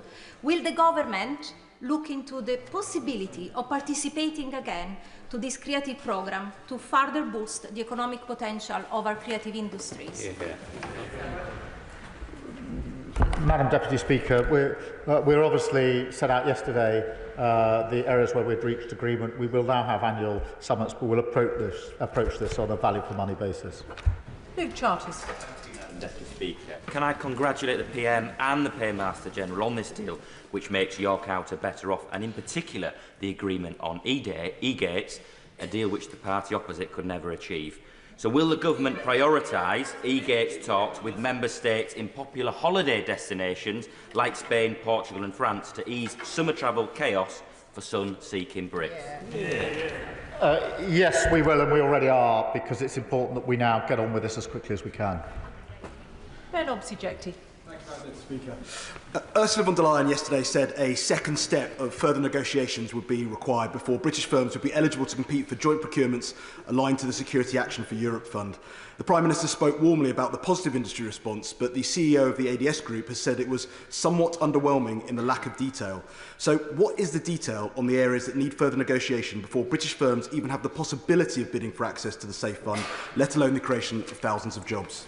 Let me answer him directly, because the first thing was to get through the first gateway. The second gateway, because this is a fund that's being set up at the moment, is to then negotiate our way into the scheme. That was always the two-stage process. The scheme itself has not been in existence for very long and is being developed, and so along with our European partners, we will move that on at pace. Rachel Maskell. Thank you, Madam Deputy Speaker. Well, residents and businesses in York will really welcome this deal. Our university sector is our second largest export. So could the Prime Minister say more about how this deal will benefit higher education, not least in our research base, but also in being able to attract the very best into our country? Well, Madam Deputy Speaker, we do want to attract the very best into our country and continue our efforts to do so. The measures we set out yesterday will now help in that effort. They're not the total sum of our effort, but they will help in that effort. Sammy Wilson. Thank you, Madam Speaker. After every EU summit, the people of Northern Ireland have been subjected to spin, broken promises, and in some cases downright lies. The Prime Minister today said that the new SPS agreement will mean no more lorry drivers queuing for 16 hours at the border with rotting food in the back, no more needless checks that made the borders trade so hard, even within our own market between Great Britain and Northern Ireland. If what he is saying is true, can he tell me today that the £140 million border post being built in my constituent, spread over 10 acres, designed to carry out the very checks he says are now disappearing, is no longer necessary, and will construction on it stop? He raises a really important point, and what we do want to do with this agreement is to ensure that we do remove unnecessary checks wherever they are, but particularly we've had in focus the situation with Great Britain and Northern Ireland. And I do want to make sure that we ensure that we have real improvement on the situation on the ground and don't go to unnecessary expense. I do genuinely think for Northern Ireland this was a big step in the right direction. Yesterday we'll continue to make sure that we make progress. Alan Gemmell. Thank you, Madam Deputy Speaker. Unlike the SNP's singular failure wholeheartedly to support our defence sector, this deal is good for Scottish defence firms. Does the Prime Minister agree with me that Scottish firms gaining access to the £150 billion defence fund is a huge opportunity for jobs and manufacturers in Scotland and in my constituency of Central Ayrshire? Yes, absolutely. And getting that gateway opened is hugely important for Scottish businesses in defence and security, and those businesses on defence and security in Scotland are world leading. They're some of the best that there are, and so it would be a welcome opportunity for them. Luke Evans. Thank you, Madam Deputy Speaker. The Labour government can't answer how much the Chagos deal costs. The Labour government can't answer how much the cost of NHS England is. Can the Prime Minister answer how much this reset deal will cost, and that there will be no further expenditure to the EU? Madam Deputy Speaker, I've set out how the costs will be approached. What we're not going to do is to make those budgetary payments that EU members do. We will look at proportionate payments into schemes, as is currently the case in relation to Horizon, negotiated by the previous government. But the cost of the Tories on the country has been absolutely incalculable. Tulip Siddiq. Madam Deputy Speaker, may I congratulate the Prime Minister on securing a landmark deal with our European neighbours. The Prime Minister will know that my constituency has been a leading light in creative industries for a long time, not just because my predecessor was a double Oscar-winning actress, but local actors have been coming to me expressing their frustration about securing work in Europe because of delays to work visas and also because of the limit of 90 days for UK nationals. So could I ask the Prime Minister, could he reassure my local performers that they won't just be waiting in the wings while the rest of Europe takes centre stage? Well, I thank her for raising this, which will be really important to her constituents and to many others. We are incredible in the creatives sector, and as I say, I honestly don't think that whether people voted Leave or Remain, anybody really wanted or intended that our artists, our creatives, should have difficulties getting on with their trade, and we will work at pace to try and resolve that. Vicky Slade. Thank you, Madam Deputy Speaker. British people having access to e-gates is welcome. As the Minister for EU Relations said to the BBC, it should ensure more time for UK residents when abroad. But my constituents in Mid-Dorset North Ball have a better suggestion to achieve that. Does the Prime Minister agree that we should be developing a reciprocal travel arrangement so Brits can return to 6-month visits to the continent as EU visitors can here, doing away with the confusing 90 and 180-day rule? Well, I think the e-gates will make a huge difference and probably be the first impact that many people see, hopefully getting those in train just as quickly as we can. As for other measures, we are looking at other measures. Mark Ferguson. Thank you, Madam Deputy Speaker. I welcome the Prime Minister's statement and this deal. Perhaps most important to people in Gateshead will be the downward pressure on food prices. So I ask the Prime Minister, when it comes to food prices, when it comes to this deal, would he rather listen to Asda, Morrison's or perhaps M&S, or the Leader of the Opposition who doesn't think sandwiches are food? I listen to business on this, and they are universal in what they say about food, and that's why I am surprised that the party opposite is against a deal that brings down the price of food. Greg Smith. Thank you, Madam Deputy Speaker. Dynamic alignment does undermine sovereignty. And to undermine sovereignty does not just undermine the central principle that 17.4 million people voted for, but it undermines everybody who respects the democratic outcome of that referendum. So if the Prime Minister won't think again about this Brexit betrayal, will he at the very least reinstate the European Scrutiny Committee of this House so that this House can scrutinise every single rule that we now have to take rather than make? Absolutely. Well, Madam Deputy Speaker, I've set out the position in relation to how the rules will be applied. We are already aligned. We don't get the benefit. This allows us to get the benefit, which is why businesses are so in favour of it. Every trade deal requires agreement on both sides as to the way forward. This agreement is no different. Darren Paffy. Thank you, Madam Deputy Speaker. And can I congratulate the Prime Minister on this common sense reset? Does he agree that while the Conservatives slammed the door of opportunity in the faces of younger generations with their useless Brexit deal, this youth mobility scheme opens up life-changing experiences for young people from Southampton? And can he say how schools and universities can have input into shaping the best scheme possible? Well, this does provide great opportunity, and we will make sure that all those interested are able to help us in the design of the scheme. Wendy Chamberlain. Madam Deputy Speaker, to re-emphasise the point made by my mobile friend, the member for Mid Scotland and Poole, Mid-Dorset, sorry, my constituent runs an agricultural consultancy which requires travel to the EU, which is especially frequent during seasonal peaks, and he has been hampered by the rolling 90-day rule. And I think the issue here is that EU citizens coming to the UK have 180 days and 365. So what we are asking for is an equalisation of that scheme. Is the Prime Minister going to look at that? We are looking at a range of issues. I completely understand the point that she makes and the frustration that causes for her constituents and for people across the country. Sarah Coombs. Thank you, Madam Deputy Speaker. I spent this morning with British metal manufacturing businesses, which are so important in my constituency of West Bromwich and across the West Midlands. Like so many other sectors, this industry welcomes this deal, particularly the emissions trading scheme linkage and the still safeguarding, which will boost jobs, boost trade and cut red tape. Can the Prime Minister agree with me that this deal firmly backs UK manufacturing and metal industries, and will he continue to bang the drum for them here and around the world? Well, I can firmly agree with her, and it's not just this deal, because it goes with the India deal and it goes with the US deal. We've made real progress when it comes to our exports. Peter Bedford. Thank you, Madam Deputy Speaker.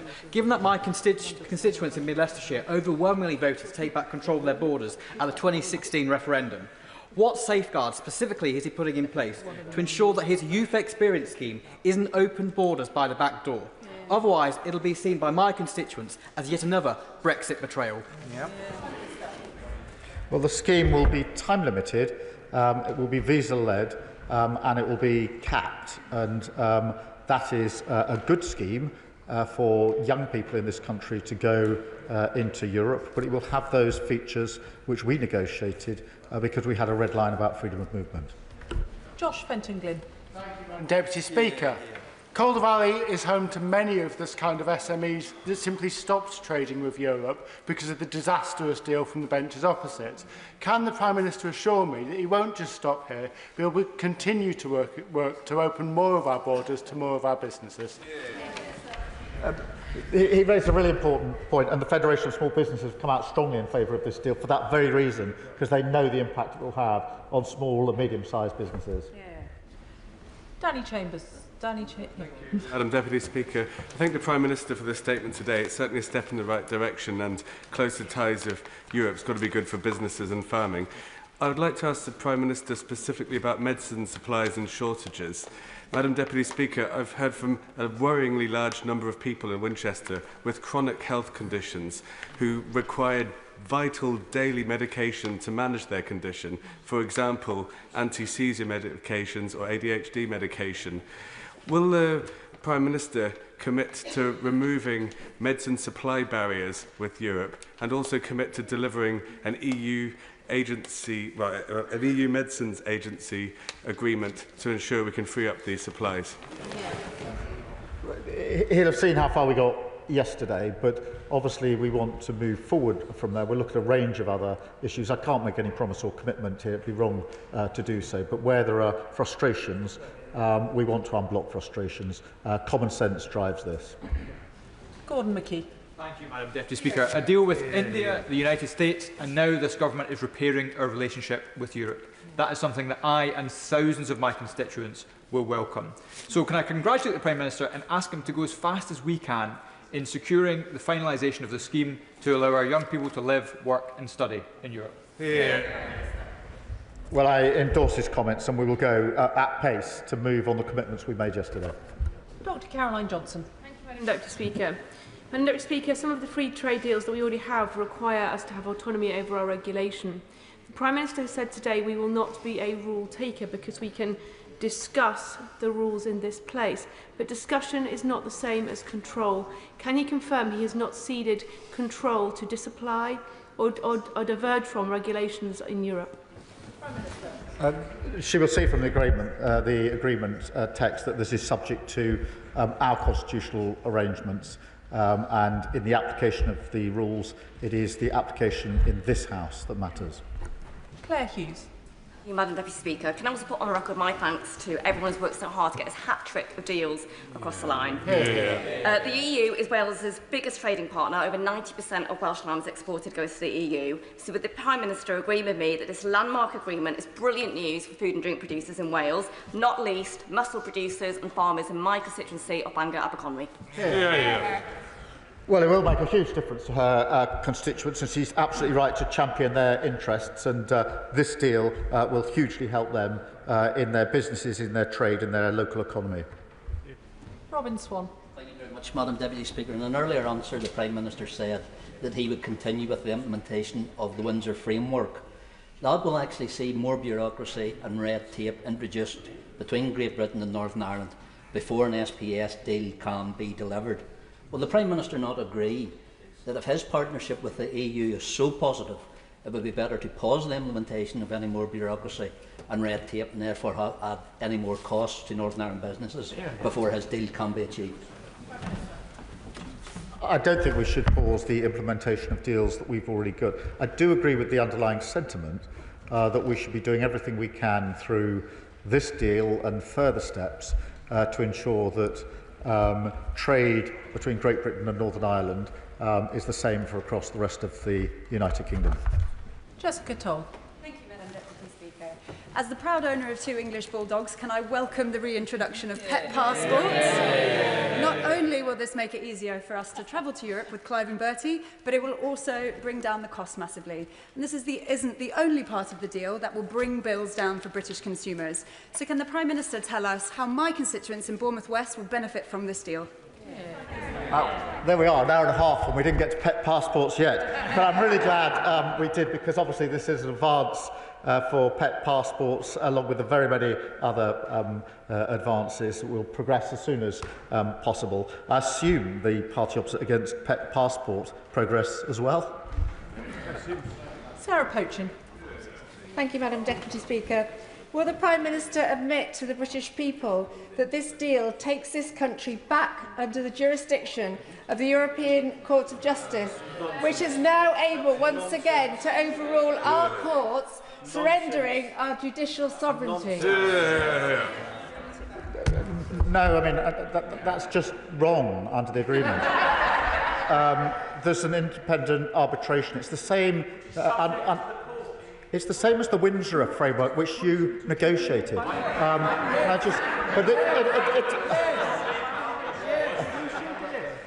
It is an important point. It's an independent arbitration process. There's the same process for pretty well every trade deal that's struck, not just by us and other countries, but most other countries. In this particular case, if the independent arbitration needs reference on a point of law, it's referred to the ECJ, which then refers it back to the independent arbitrator to make a decision. So that's how it operates. Josh Dean. Speaker. Can I thank the Prime Minister for his statement today and warmly welcome this landmark deal with the European Union? And can I welcome in particular the commitment to work towards a youth experience scheme to once again allow our young people to live, work and travel freely in Europe? Does the Prime Minister agree with me that while this Labour government is taking important steps to open up opportunities that will shape our young people's future, the party opposite is dangerously stuck in the past? Well, I would agree with that. I think they're lost in the past. I think they're lost altogether now. They're on a decline into oblivion. As I say, a once great party that used to support trade deals is now against every single trade deal. It's a pretty extraordinary turnaround. Mike Wood. Thank you, Madam Deputy Speaker. Paragraph 27 of the Common Understanding published yesterday requires the immediate application of European Union rules relating to food, sanitary and phytosanitary safety. Can the Prime Minister set out what measures would be open to the EU should this Parliament choose not to adopt those new European Union laws? The first thing I would say is this. We're not making an argument for lowering our standards. And therefore, we're proud to have high standards at the moment. We want to maintain those high standards. But there will, of course, be provision, should the occasion arise, for dealing with any conflicts that may arise. Rosie Writing. Thank you, Madam Deputy Speaker. The Business and Trade Committee visited Brussels earlier this year, and we saw firsthand how the previous Conservative government damaged our relationships with our close trading partners, and British businesses paid the price. Can the Prime Minister confirm that it is this Labour government that is putting our national interests first and getting the deals that show Labour is the party of business? Well, we've approached this on a serious, pragmatic basis. We've got to deal with 10 strands that massively takes our country forward. That's on top of the India deal and the US deal. They spent many years failing to get these deals. That's the truth of it. Clive Jones. Thank you very much, Madam Deputy Speaker. The UK-EU summit was noticeably scarce on medicine access cooperation, an area where we are failing massively behind compared to our European allies. Can the Prime Minister ask the Minister for Secondary Care to meet with me so we can discuss why only 25% of new cancer medicines approved by the EU are fully available in the UK? Well, he raises a really important point, and we will continue our discussions with others to try to resolve some of the frustrations that common sense would suggest we can find a better solution to, and we will. Lewis Atkinson. Thank you, Madam Deputy Speaker. Sunderland is proud to be a city of makers, from cars to music. Without reversing Brexit, those makers need access to Europe. Whether it be exporters like Nissan need the certainty to export, or musicians need the freedom to tour.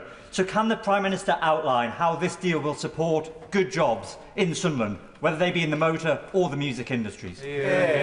Well, let me rest on his first example, which is cars. because both the India deal, which massively slashed the tariff on cars, is good for car manufacturing and good for car export. The deal with the US it saves thousands upon thousands of jobs in the car industry, and that's why it should be welcomed. Joshua Reynolds. Thank you, Madam Deputy Speaker. Many will be concerned that the Prime Minister's EU deal does not cover UK's participation in future EU research programmes. So could the Prime Minister tell the House how he's going to ensure that we will be able to participate in future EU research programmes once Horizon finishes? Well, we are committed, as he knows, to Horizon, and we'll retain that commitment in relation to research because it's so important for our own national interest. Emily Darlington. Thank you, Madam Deputy Speaker. It never ceases to surprise me how little the opposition understand about making trade deals, and maybe that's why they never made a good trade deal. Well done. But the people that we don't need to explain that to is the 19,000 small and medium-sized enterprises in my constituency in Milton Keynes. These businesses have been choked by the red tape agreed by the party opposite. And they agree with the Federation of Small Business that this finally reduces and gets rid of the bottleneck. Can he tell the businesses in my constituency and across the country when we can finally be relieved of the Tories' red tape that is crushing our small businesses? Well, she's absolutely right about the red tape having such an impact on our small businesses, which is why I'm really pleased we've made progress. We now need to make further progress as quickly as we can to ensure businesses to thrive in the markets that they want to trade in. Jim Allister. Thank you, Madam Deputy Speaker. I note the carefully chosen wording of the Prime Minister's statement. Britain is back on the world stage, delivering for Britain, not the United Kingdom. I note that his SPS deal is with Great Britain.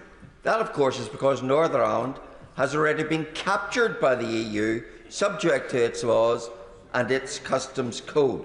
And that is why the Irish Sea border remains. Could I ask the Prime Minister, in regard to the SPS deal as it applies to Northern Ireland, is it correct that customs declarations and customs checks will still continue on goods from GB to Northern Ireland, even though they might be SPS goods? Those will still operate. Yesterday was a step forward in that regard. It does allow us to reduce frustrations and barriers which nobody wants to see.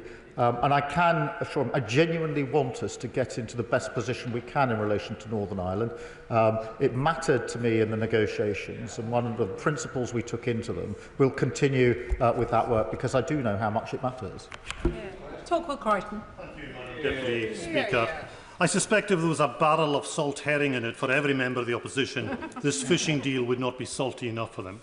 But in fact, it's a sweet deal for prawn fishermen and shellfish fishermen in Hill and Near, for salmon producers, for crofters, though not for their lambs.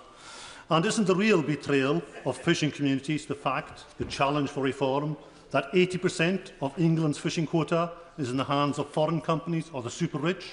The challenge for the SNP, that 45% of Scotland's quota is in the hands of a few companies, and the challenge for us to unwind that privatisation of the ocean and make sure that fishing communities across the UK benefit. I'm grateful for this question. I think that's why it's so important that we're putting the money that we are, over £300 million, into working with those communities to take advantage of the deal that we struck yesterday. Richard Ford. Thank you, Madam Deputy Speaker. We heard from ministers over the weekend that nothing is agreed until everything is agreed. The Prime Minister said in his statement that the deal paves the way for access to the €150 billion defence industrial programme, SAFE. If everything has been agreed, then why does the Security and Defence Partnership not include access to the SAFE industrial programme now? Because the programme itself is being developed at speed. It was only announced the other week. It was announced in response to and as part of the work we're doing in the Coalition of the Willing.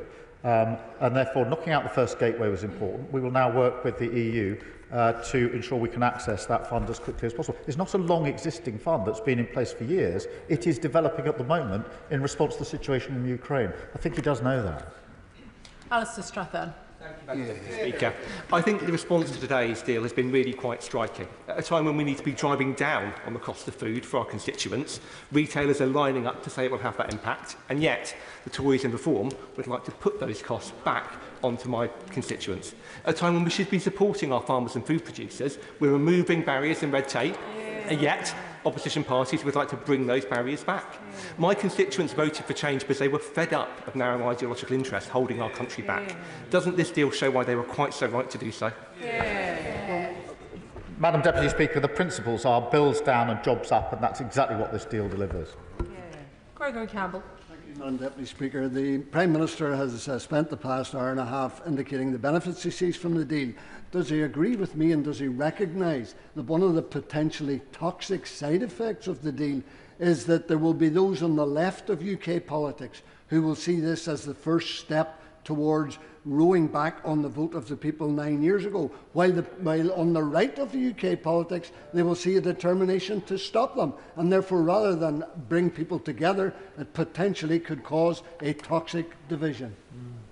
Well, the approach we've taken is a pragmatic approach, a common sense approach, with our absolute focus on whether we can reduce bills, which is hugely important to people, particularly in a cost of living crisis, and drive up jobs in our economy. They're the principles that have driven to us. I recognise that on the extremes, on whichever side people want to say they're on, we'll never be satisfied. But I do think the country is fed up with continuing 9 years' worth of discussion and debate and toxic divide. It's time to move on from that, to look forward, not backwards, and this deal will help us do that. Melanie Ward. Thank you, Madam Deputy Speaker. The truth is that this deal with the EU is good for my constituents in Fife, good for Scotland and good for the UK. Does the Prime Minister agree with me that the SNP are tying themselves in knots over this deal, while the member for Aberdeen South and the Scottish First Minister are desperate to talk it down? The Deputy First Minister was in Downing Street last night saying how wonderful it is, and she is right. I learned this morning the Deputy First Minister was in, I think, the garden at Downing Street last night. As she was with businesses. That was a business reception, Madam Deputy Speaker. It was buzzing because they were celebrating the deal. It was very good to see her there. I'd like to see other members of the SNP joining her because she's got the right judgment on this one. Andrew George. Madam Deputy Speaker, fishermen in my constituency were let down by the Conservatives and their Brexit friends, and now feel very disappointed at the news about the EU vessel access within the 6 to 12 mile limit. Both before and after Brexit, we have retained regulatory autonomy within the 6 to 12 mile zone, and therefore will the Prime Minister ensure that we exercise our right to control the access of vessels within that area, especially in respect of grandfather rights, kilowatt effort, fishing methods and other regulatory controls to ensure that that area is properly regulated? Minister. It's the same arrangements as are currently in place, and of course they are reciprocal, which is really important. But what will be a huge benefit to his constituents is the reduction in red tape and bureaucracy in selling their stock into the EU market, because now, and it's a huge percentage, over 70%, that comes without the red tape which drives up their costs. Donald. Madam Deputy Speaker, interventions such as those for the member from Rayleigh and Billericay have really demonstrated that the Conservative Party have parted company with those of us who've run small exporting businesses in the past. Perhaps instead of collaborating on the reform benches, he could talk to small businesses in my constituency in the defence supply chain, or those who support Nissan in their automotive supply chain, who stand to benefit from this trade deal. Does the Prime Minister agree with me that instead of carping on and talking down our country as Reform and the Conservatives do, it's this Labour government's plan for change that's delivering for British jobs and British businesses? Yes, there's only one party of business now, and it's right here in government. Jim Shannon. Thank you, Madam Deputy Speaker. My constituency of Strangford supports the fishing sector in Portavogie, and through the Fish Producers Organisation speaks on behalf of those in Ardglass and Kilkeel, as well as a member for South Down doesn't bother attending here. So we have to speak for all of those three villages, these fishing villages. Too often in negotiations between the UK and the EU, our fishing industry has been the sacrificial lamb. Does the Prime Minister agree with me in the same way that the annexation of Northern Ireland should not have been the price the previous government paid for exiting the EU, that the interests of both Northern Ireland and the wider UK fishing industry should not be expendable? And will the Prime Minister commit to bringing forward additional financial and practical support to support our local fleets in all those 3 ports and processors as they grapple with reduced access in the years ahead? Thank you. Well, can I assure him that the £360 million fund will be brought forward as quickly as possible, and in due course we can discuss with him how that will affect his constituents and those that he's representing effectively in here today. Joe Morris. Thank you, Madam Deputy Speaker. And can I begin by congratulating the Prime Minister on a realistic, sober, sensible deal that will deliver for businesses in my constituency, including with the SPS deal with businesses like Northumberland Honey, which face real barriers to export. But can I particularly welcome the first step on the way to a youth mobility experience? The economy of the North East, the world-class universities have much to gain. And does he agree with me that it's through fostering cooperation, interdependence and trade that we defeat the radical right, not just in this, not just in this chamber, at the ballot box as well? Prime Minister. Madam Deputy Speaker, I think we need to take common sense steps in our own national interest on the economy, on trade, on business, and give young people the opportunities that they deserve. John Slinger. Thank you, Madam Deputy Speaker. Our opponents talk of surrender and believe they have a monopoly on concepts like patriotism. To trade, you need to cooperate. So does the Prime Minister agree that to cooperate with our nearest neighbours and with the United States and India is not weak, it's not surrender, it's strong, it's pro-business, it's pro-worker, it's in the national interest, it's in the interests of my constituents in Rugby, businesses, farmers, holidaymakers and young people? Well, what's astonishing is they don't want to cooperate with the EU, India or the US. In fact, the Leader of the Opposition's approach to diplomacy is to accuse the Indian government of fake news. That isn't a good basis for a relationship to negotiate a better outcome. Andrew Lewin. Thank you, Madam Deputy Speaker. We've learnt a lot about trade policy in this House today. The party opposite still desperately defending their failed deal. Reform, a no-show from the leader from the party of no deal. And on this side of the House, the only party that is serious about a good deal with the European Union. Can I congratulate the Prime Minister, but also say to him, as somebody who has campaigned for a youth mobility deal, to thank him for this agreement in principle, but to ask him to go as fast as possible to make sure our young people have the opportunity to go and travel and work in the European Union. Well, I thank him, and we will move at pace on all fronts, and it's very important that young people have those opportunities. Chris Vince. Thank you, Madam Deputy Speaker. Can I thank you for getting everybody in, because it was quite a mammoth session today. And can I thank the Prime Minister's statement. I notice many businesses are in support of this deal. My constituent of Harlow is home to many great businesses, from manufacturing companies, pharmaceutical companies, defence manufacturers and food exporters. Can I ask the Prime Minister to outline how this deal will benefit my great businesses in Harlow?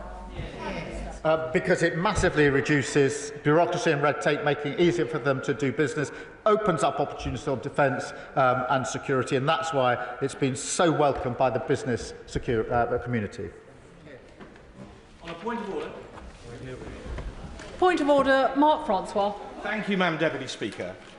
I regret that in an earlier exchange, the Prime Minister, who is still in his place, may inadvertently have misled the House. The point of contention is the arbitration mechanism on an SPS deal, on dynamic alignment. This is what the text literally says. The SPS agreement should be subject to a dispute resolution mechanism with an independent arbitration panel that ensures the Court of Justice of the European Union is the ultimate authority for all questions of European Union law, which of course this is. So when the Prime Minister said the court goes back to the arbitration panel, they do that to convey their binding decision. So he's guilty of sophistry at best and potentially something worse. Can I thank the honourable gentleman for his point of order, which he will know was not a point of order and not a matter for the chair, but he has put it on the record. The Prime Minister. I won't descend into silly language like he did, but this is an important point. He and I get on, and I don't think his dissent... Well, it was his language, not mine. But this is an important point. There's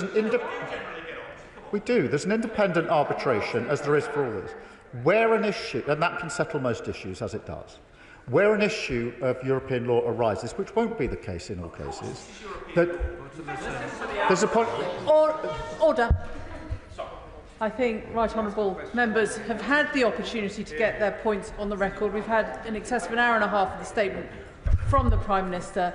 I think we should move on to the next business and allow the front benches to swap over.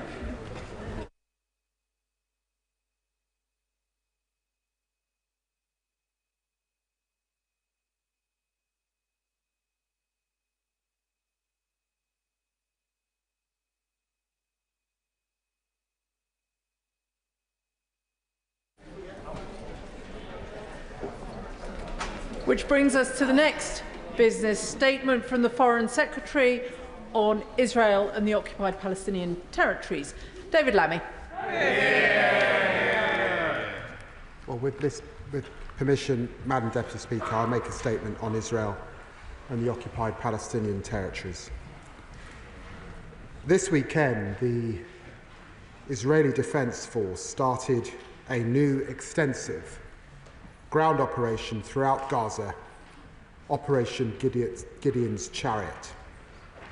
5 Israeli divisions are now operating there. Prime Minister Netanyahu says that they're going to take control of the Strip, letting only minimal amounts of food reach Gazans. Madam Deputy Speaker, I quote Mr. Netanyahu. He says, just enough to prevent hunger. Fewer than 10 trucks entered Gaza yesterday. The UN and the World Health Organization have issued stark warnings of the threat of starvation hanging over hundreds of thousands of civilians. Madam Deputy Speaker, this is abominable. Civilians in Gaza facing starvation, homelessness, trauma, desperate for this war to end, now confront renewed bombardment, new displacement, and new suffering. And the remaining hostages, kept apart from their loved ones by Hamas for almost 600 days, are now at heightened risk from the war around them. Madam Deputy Speaker, 2 months ago, the ceasefire collapsed. Since then, the humanitarian catastrophe has rapidly intensified.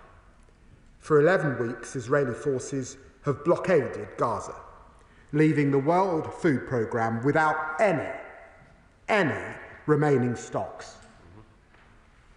Israel has repeatedly struck hospitals, with 3 more hospitals in northern Gaza ceasing operations this weekend. Yet more aid workers and medical workers have been killed. After last year proved the deadliest year on record for humanitarian personnel, the diplomatic deadlock between Israel and Hamas has sadly also hardened. Despite the efforts of the United States, Qatar, and Egypt, which we of course support, no ceasefire has emerged. We repeat our demand that Hamas release all the hostages immediately and unconditionally, and reiterate that they cannot continue to run Gaza. Madam Deputy Speaker, we are now entering a dark new phase in this conflict. Netanyahu's government is planning to drive Gazans from their homes into a corner of the Strip to the south and permit them a fraction of the aid that they need. Yesterday, Minister Smodrick even spoke of Israeli forces cleansing Gaza. Destroying what's left of residents, Palestinians, being relocated, he said, to third countries. We must call this what it is. It is extremism. It is dangerous. It is repellent. It is monstrous, and I condemn it in the strongest possible terms. Madam Deputy Speaker, Israel suffered a heinous attack on October the 7th, and the government has always backed Israel's right to defend itself. We have condemned Hamas and its abhorrent treatment of the hostages, and we have stood with families and demanded their loved ones be released. It's morally unjustifiable, it's wholly disproportionate, it's utterly counterproductive. Whatever Israeli ministers claim, this is not the way to bring the hostages safely home. Nearly all the hostages have been freed through negotiations, not military force.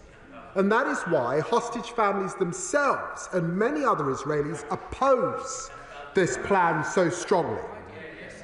Nor will this plan eliminate Hamas or make Israel secure. This war has left a generation orphaned and traumatised, ready for Hamas to recruit. As we learned in Northern Ireland, to defeat terrorists and their warped ideology, you cannot just rely on military might. You have to offer a viable political alternative, opposing the expansion of the war that's killed thousands of children is not rewarding Hamas. Madam Deputy Speaker, since entering office, we've taken concerted action in Gaza. We restored funding to UNRWA. We supported the independence of the international courts. We suspended arms export licences. We provided food and medical care to hundreds and thousands of Gazans. We've worked with Arab partners on a plan to ensure a reconstructed Gaza no longer run by Hamas. And since Israel restarted strikes on Gaza, this government has demanded Israel change course. Privately, in my conversations with Foreign Minister Saar and Strategic Affairs Minister Dermer, publicly in repeated joint statements with my French and German counterparts, we've made clear that Israel's actions are intolerable. We have raised our concerns in the UN Security Council and before the International Court of Justice. Yesterday, my honourable friend, the Prime Minister, joined leaders from France and Canada strongly opposing the expansion of Israel's military operations. And the UK led a further statement with 27 partners criticising Israel's proposed new aid delivery mechanism and defending the essential humanitarian principles of the international system that the UK did so much to establish in the first place. Our message is clear. There is a UN plan ready to deliver aid at scale, needed with mitigations against aid diversion. There are brave humanitarians ready to do their jobs. There are over 9,000 trucks at the border. Prime Minister Netanyahu, end this blockade now and let the aid in. Regrettably, Madam Deputy Speaker, despite our efforts, this Israeli government's egregious actions and rhetoric have continued. They are isolating Israel from its friends and partners around the world, undermining the interests of the Israeli people, and damaging the image of the State of Israel in the eyes of the world. I find this deeply painful as a lifelong friend of Israel and a believer in the values that were expressed in its Declaration of Independence. As the Prime Minister and fellow leaders said yesterday, we cannot stand by in the face of this new deterioration. It is incompatible with the principles that underpin our bilateral relationship. Rejected by members across this House And frankly, it's an affront to the values of the British people. Therefore, today, I'm announcing that we have suspended negotiations with this Israeli government on a new free trade agreement. We will be reviewing cooperation with them under the 2030 bilateral roadmap. The Netanyahu's government's actions have made this necessary, Madam Deputy Speaker. Today, my honourable friend, the Minister for the Middle East, is summoning the Israeli ambassador to the Foreign Office to convey this message. I say now to the people of Israel, I want a strong friendship with you based on shared values, with flourishing ties between our people and societies. We are unwavering in our commitment to your security and to your future, to countering the very real threat from Iran, the scourge of terrorism and the evils of anti-Semitism. But the conduct of the war in Gaza is damaging our relationship with your government. And as the Prime Minister has said, if Israel pursues this military offensive, as it has threatened, failing to ensure the unhindered provision of aid, we will take further action in response. The UK, Mr. Speaker, will not give up on a two-state solution. Israelis living in secure borders, recognised and at peace with their neighbours, free from the threat of terrorism. Palestinians living in their own state, in dignity and security, free of occupation. The two-state solution remains the ideal framework, indeed the only framework for a just and lasting peace. But as the House knows, its very viability is in peril, endangered not only by the war in Gaza, but by the spread of illegal Israeli settlements and outposts across the occupied West Bank, with the explicit support of this Israeli government. There are now weekly meetings to improve new settlement construction. Settlement approval has accelerated, while settler violence has soared. Here too we have acted, repeatedly pressing for change in this course and direction, sanctioning 7 entities in October and signing a landmark agreement to bolster support for the Palestinian Authority when Prime Minister Mustafa visited London just last month. But here too we must do more. Today we are therefore imposing sanctions on a further 3 individuals and 4 entities involved in the settler movement. I have seen for myself the consequences of settler violence, the fear of its victim, the impunity of its perpetrators. Today we are demonstrating again that we will continue to act against those who are carrying out heinous abuses of human rights. Madam Deputy Speaker, despite the glimmer of hope from January's ceasefire, the suffering from this conflict has worsened. But January showed another path was possible. We urge Netanyahu's government to choose this path. The world is judging. History will judge them. Blocking aid, expanding the war, dismissing the concerns of your friends and partners, this is indefensible and it must stop. I commend this statement to the House. Shadow Foreign Secretary Priti Patel. Mr. Speaker, and I'm grateful to the Foreign Secretary for advance sight of his statement. The humanitarian situation in Gaza is appalling, and we continue to see the intolerable suffering of life being lost. A sustainable end to this terrible conflict is urgently and desperately needed, and that means the release of the remaining 58 hostages from the cruel Hamas captivity that we've all witnessed for too long. It means a significant increase in aid getting into Gaza. And it means a new future for Gaza, free from the terror and misery caused by Hamas, who bear responsibility for the suffering we've seen unfolding since the 7th of October 2023. Now, Madam Deputy Speaker, I'll take each of these 3 issues in turn. Firstly, on the hostages, can the Foreign Secretary explain what recent engagements he's had on trying to secure their release and return to their loved ones? Is Britain contributing to an overall strategy to free the hostages? Are we in the room for these critical discussions? Because we know the hard work that went into all of this at the beginning of the year. Secondly, on aid. I've been asking the government for clarity over the way it is using its influence to get aid in for weeks. On the 6th and the 14th of May, we questioned the Minister for the Middle East on steps being taken to unblock aid delivery. We've asked the government for details on the engagement it was having with Israel, what the response was to Israel's plans for an alternative aid delivery model, what practical solutions the UK has worked on with Israel to address their concerns about aid diversion, and no substantive answers were given.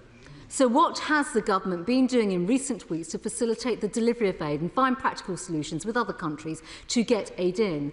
Have the government just been criticising Israel, or have they been offering to work constructively to find solutions on aid delivery and securing a ceasefire?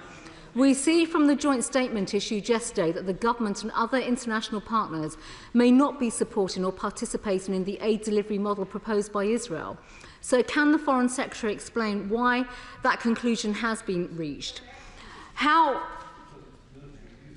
If I can return to my statement, how does the non-participation help to get aid into Gaza and to stop the suffering that is being experienced by everyone?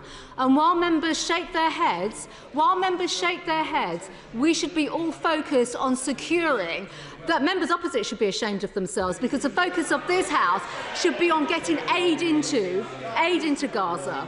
Because the UK, because the UK, and I can speak as someone that has supported aid getting into Gaza and other humanitarian crises, and the member opposite might want to even intervene rather than calling me out and saying that my comments are shameful, because the UK has consistently been a leader when it comes to world aid delivery.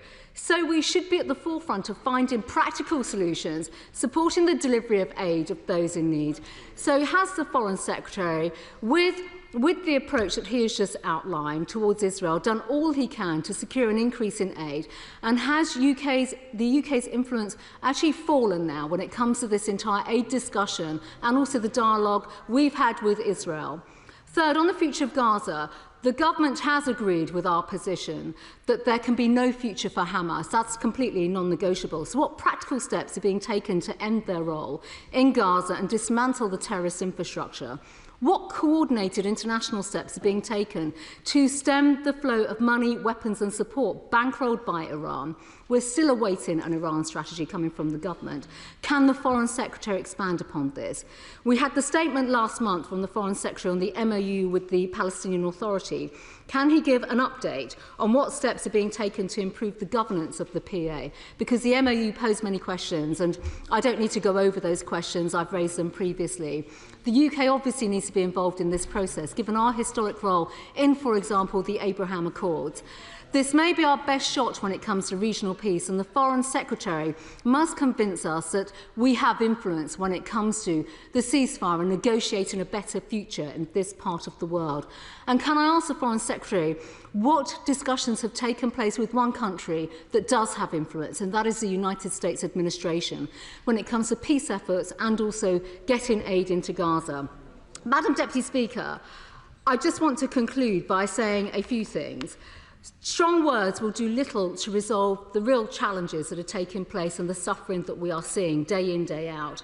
And it should be a cause, that's a matter for your government to address, it should be the cause of concern that we've reached a situation now where statements and actions, if I may say so, that have been echoed by the government today, and by that I'm referring to the Prime Minister's joint statement with France and Canada.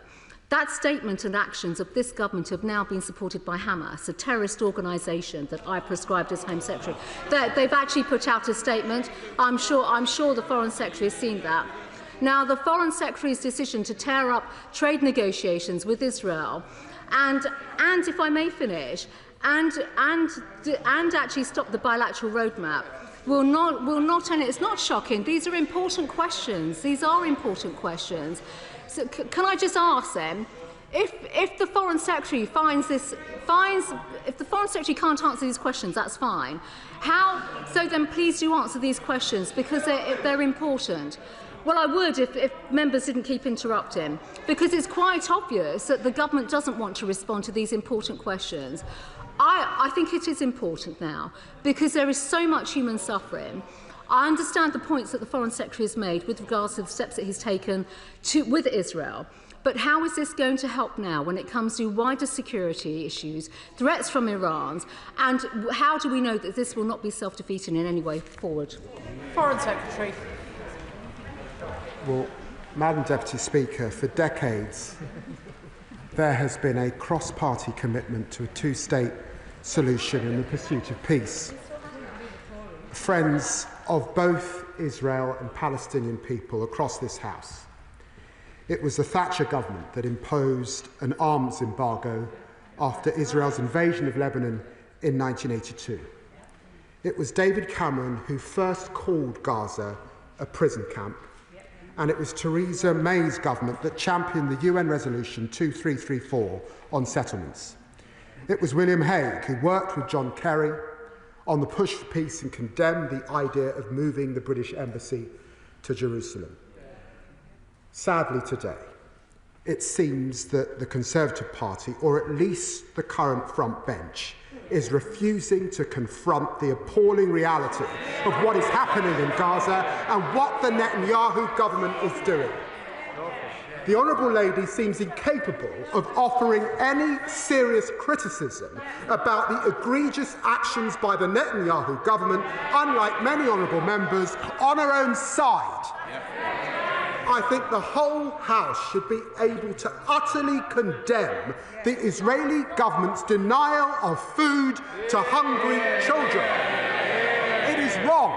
It's appalling. Will she condemn it? Well, the whole House has seen. Opposing the expansion of a war that has killed thousands of children is not rewarding Hamas. Opposing the displacement of hundreds of thousands of civilians is not rewarding Hamas.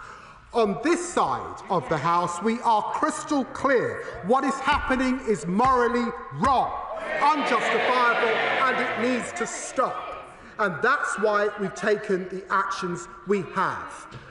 She knows that hostage families are deeply concerned with what is happening. They're deeply concerned with their loved ones. She knows that. She knows that we oppose the blockade on aid. Does she? It wasn't clear from her statement whether she does oppose the blockade of aid to children. And she should note our diplomats led that call, 27 countries joining us, to condemn what is happening and stand on the side of truth and history. What a shame she couldn't bring herself to do so today. Yasmin Qureshi. Yasmin. Madam Deputy Speaker, I welcome the Foreign Secretary's statement in the Chamber today. Just last week, the UN humanitarian chief, Tom Fletcher, warned that the Security Council must act decisively to prevent genocide, and that today, he said, 14,000 babies could be dead in the next 48 hours. The level of destruction we have seen of the Palestinian people and their land is remarkable. Now, Israel has shown it will not respond to diplomatic appeals. What we need now is continuation of full arms embargo, sanctions, accountability of war crimes, immediate recognition of the State of Palestine, and the return of UNRWA. And can I ask the Foreign Secretary what additional steps he's going to be taking in order to stave off this genocide? Foreign Secretary. Well, can I say to the Honourable Lady, I draw her attention to the announcement that I've made today on further sanctions, building on the announcement I made back in October. It's very important that we send a clear message to Israel that they should allow a full resumption of aid into Gaza immediately, that they should enable the UN and the humanitarian organisations to work independently and impartially to save lives, reduce suffering and maintain dignity. And she will have noted the coordinated statement of 27 countries, including Canada, Denmark, Finland, France, many others, that came together to make their views crystal clear about what we now see happening and what we expect to see happening and the further action that will have to take place if we don't. Lib Dems spokesperson Callum Miller. Thank you, Madam Deputy Speaker. I also thank the Foreign Secretary for advance sight of his statement. And I know that he, like me, has been horrified by the scenes coming out of Gaza. Tom Fletcher, the UN's humanitarian chief, has indeed highlighted and predicted the imminent death of thousands of infants without immediate aid, and said that the amount of aid entering the Strip is but a drop in the ocean. Let us be clear. Mass starvation will do nothing to remove Hamas or secure the release of the hostages. So I welcome yesterday's joint statement with Canada and France. In it, the Prime Minister spoke of taking further action if Israel does not fully lift its aid blockade and draw back from expansion of military activity. So can the Foreign Secretary confirm whether the expanded sanctions list includes extremist ministers Ben-Gvir and Smotrich, who have advocated illegal actions to dispossess Palestinians across the occupied territories, and if not, why not? And will the government go beyond reviewing the 2030 bilateral roadmap and urgently suspend it unless the government of Israel changes path? Will the government now finally block the export of all UK arms to Israel? In response to my letter to the Foreign Secretary last week, the Minister of State reaffirmed the government's position that it considers that Israel only risks breaching international law through its blockade. So I asked the Secretary of State, what more would Israel have to do to the people of Gaza for its actions to constitute not simply a risk, but an actual breach of international law? The Minister in his reply also stated that the government would only proceed with recognition of a state of Palestine at, and I quote, a time that is most conducive to the peace process. Does the Foreign Secretary agree with me and the Liberal Democrats that the time to recognise Palestine is now, and that immediate recognition, ideally jointly with France at next month's summit, would send the strongest possible signal about the UK's commitment to the Palestinian people's right to self-determination? Secretary. I'm very grateful to the honourable gentleman. Can I say to him that I have condemned the statements of Ben-Gvir and Smodrich in the past. On the 6th of May this year, Israel Finance Minister Smodrich said Gaza will be entirely destroyed. Civilians will be sent to the south to a humanitarian zone without Hamas or terrorism, and from there they will start to leave in great numbers to third countries.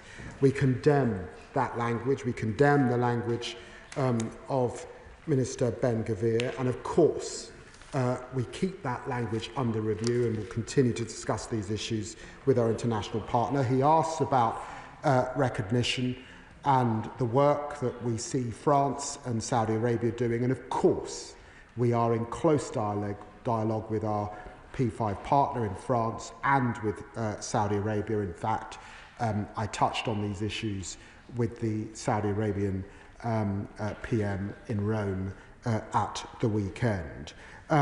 He asks about the roadmap. As I've said, we will review the roadmap. He will recognise that there are elements of that roadmap, particularly as they pertain to security issues, the work we do jointly on Iran, that would not be right to suspend, but we are reviewing it, as we should, given the circumstances.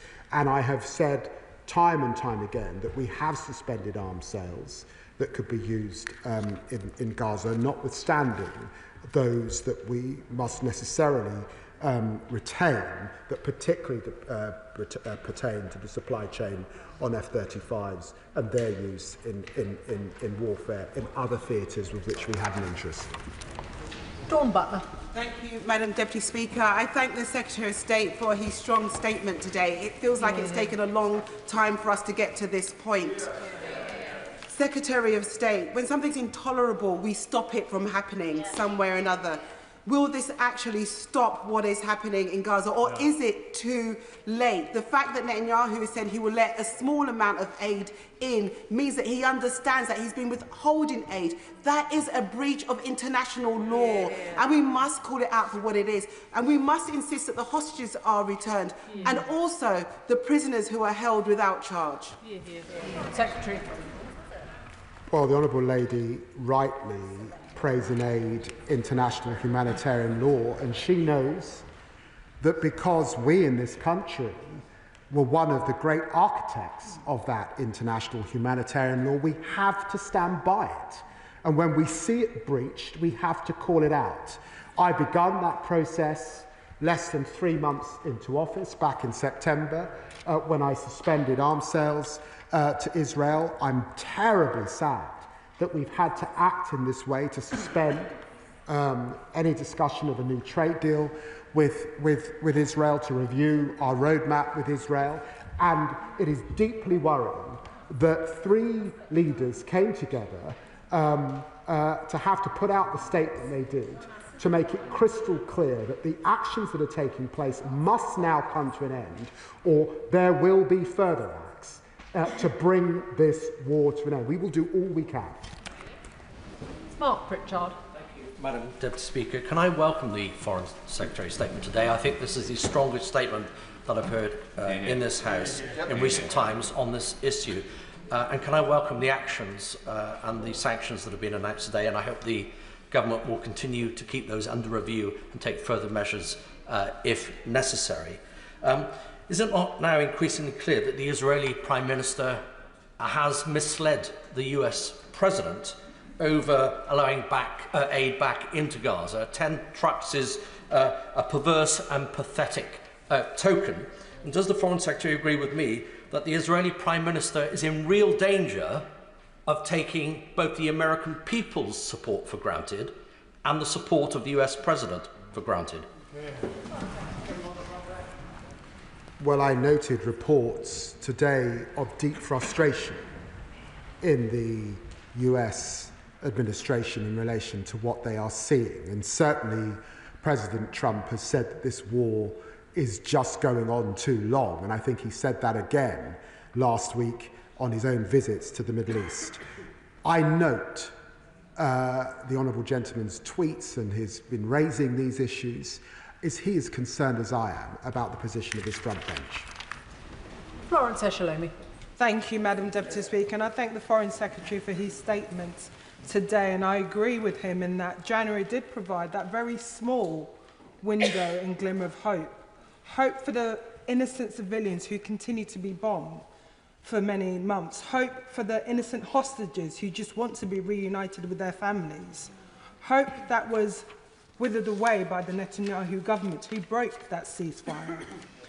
And the Foreign Secretary is right in that the world is watching. The world is also watching us as a UK Parliament. The UK is legally bound to prevent acts of genocide. Does the Foreign Secretary agree with me that we must have clear and tangible consequences for Israel if they continue to use blatant disregard for international law and using food and aid as a weapon of punishment? Secretary. Well, it is because of those very same issues and my concern that the denial of essential humanitarian assistance to a civilian population is unacceptable and risks breaching international humanitarian law that I suspended arms back in September. I want us to get back to a ceasefire. I want us to get back to diplomacy. There can't be a role for Hamas, but there can never be a role for using food as a tool of war. Kit Malthouse. Madam Deputy Speaker, the anger and the outrage of the Foreign Secretary is appreciated by us all, and I sense that it is genuine. But he knows as well as I do that the Israelis couldn't give a damn what he says in this chamber, or indeed for the statement. And as he will know, since that statement is issued, dozens of Palestinians have been killed, and there have been voices of defiance from the Israeli government. Now, the statement mentions the taking of concrete action. I'm not quite sure what the trigger for that is, and many of these in this chamber have been trying to spur the government into taking action over the last few months. We've tried anger and outrage and got nowhere. We've tried shaming ministers into action and got nowhere. So maybe we need to beg. Does the front bench need us to beg for the lives of those Palestinian children before they'll trigger this concrete action, whatever it might be? I'm begging the Foreign Secretary to pluck up all his moral authority and courage, stand up in government against the blockage in Downing Street, and please try to save these children's lives as soon as possible. Foreign Secretary. Well, I listened carefully to what the honourable gentleman says, and I just want to take issue with the way he began his question. I think it's wrong. It's wrong to characterise the whole of Israel in the way he did. It's not the Israelis couldn't give a fig what's said from this front bench. That is not the case. Our issue today, and why I've taken the decisions I've taken about a new free trade agreement, about a review of the roadmap, and why I've announced further sanctions, is because of the position of this Netanyahu government and the language that we see from these ministers. And it was why I was so shocked that his own front bench couldn't stand up and find their own moral authority. I am proud of what we have done since coming to government, right from the beginning. I want to see an end to this war. He knows that, and our diplomats are doing all they can to try and use our lever to bring this war to an end. Abdeslam Mohammed. Thank you, Madam Deputy Speaker. I welcome the Foreign Secretary's very strong statement today and thank him for his work on this matter. The Foreign Secretary confirms the words of Minister Smotrich that Israel's goal is to destroy everything that's left in the Gaza Strip. Smotrich has also said that Israel will carry out the conquering and cleansing of the Gaza Strip. Prime Minister Netanyahu has praised these words, saying that Smotrich was speaking the truth. This is effectively an explicit admission that Israeli officials intend to carry out ethnic cleansing. Foreign Secretary, what are we doing to satisfy our obligations of the Geneva Convention to prevent a genocide from taking place, and why are we not sanctioning Minister Smotrich? Foreign Secretary. Our obligations were met under our legislation to ensure that none of us are complicit in any acts that breach international humanitarian law when I suspended arms back in September. And she will remember many of us were in opposition, were surprised and shocked that the last government had failed to do that. So our obligations were met. But they weren't satisfied. They weren't satisfied because the war still goes on. And that is why, working with international partners, I have announced further measures today. It's why we continue to discuss these issues with the Israeli government. And it's why my honourable friend has summoned the Israeli ambassador to make our position crystal clear. Right honourable members will see that there are in the region of 70 members wishing to contribute. This is a very important statement, and equally there is important business to follow. You may all help each other by asking short questions. Stephen Flynn. Right. Thank you, Madam Deputy Speaker. No pressure.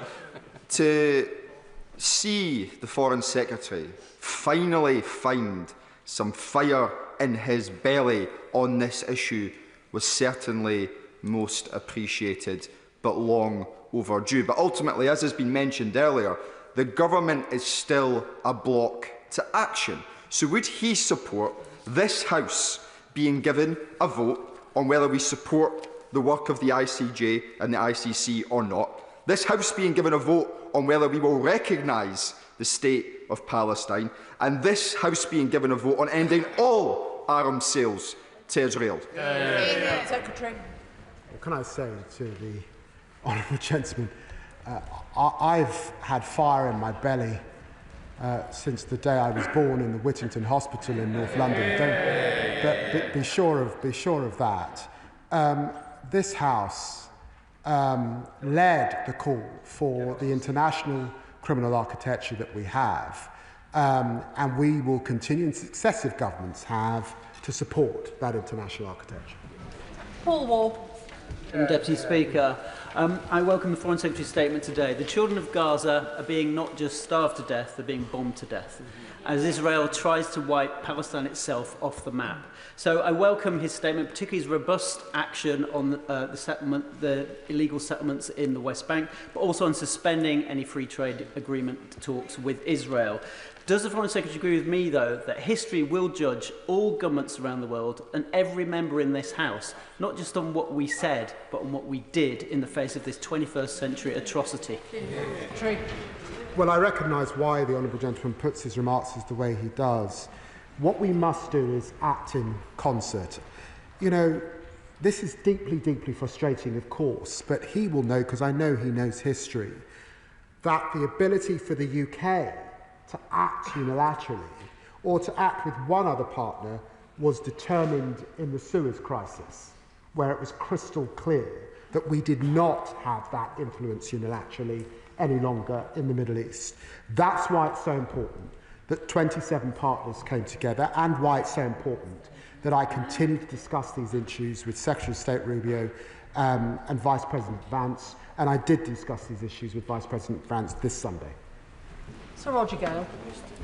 Deputy Speaker, I doubt whether there's a single member of this House that does not wish to see the 58 remaining hostages returned to their families, whether dead or alive. And the 10,000 Palestinians. I think that the Foreign Secretary was right to say that genocide, my words, not his, that genocide and war crimes are not the way to get the hostages released. There are in this House parents and grandparents who will stand up for children anywhere in the world. I'm prepared to nail my colours to that mast. We have to take action. We cannot stand by and do nothing. A number of us, I think all Privy Councillors, Madam Deputy Speaker, wrote to the Prime Minister relatively recently, calling for the two-state solution to be imposed immediately. Sadly, that private letter did not receive a response, which is why it was published. Foreign Secretary, please take that message back to the Prime Minister and act. Foreign Secretary. Well, can I thank the Honourable Gentleman for what he said in a cross-party spirit. He brings great authority and experience to these matters, and he knows that as a P5 nation, we are talking to our French counterparts about the way forward as we head to their conference next month. And we're also talking to Saudi Arabia, who are jointly hosting that conference with him. And I recognise why he raises these issues, particularly in relation to the children, in the manner in which he does. Alex Ballinger. Thank you, Madam Deputy Speaker. And can I thank the Foreign Secretary for his statement today and these essential actions, the sanctions on extremist settlers and the suspension of our trade negotiations with Israel. It is important that Israel sees that its allies will not stand by while they continue to forcibly displace Palestinians and blockade. So can the Foreign Secretary tell us what further discussions he's had with the EU on suspending their EU-Israel Association Agreement so we can put further pressure on Israel to stop the brutalisation of Palestinians in Gaza? Foreign Secretary. Well, I can confirm that I was invited to the EU's foreign ministers' informal meeting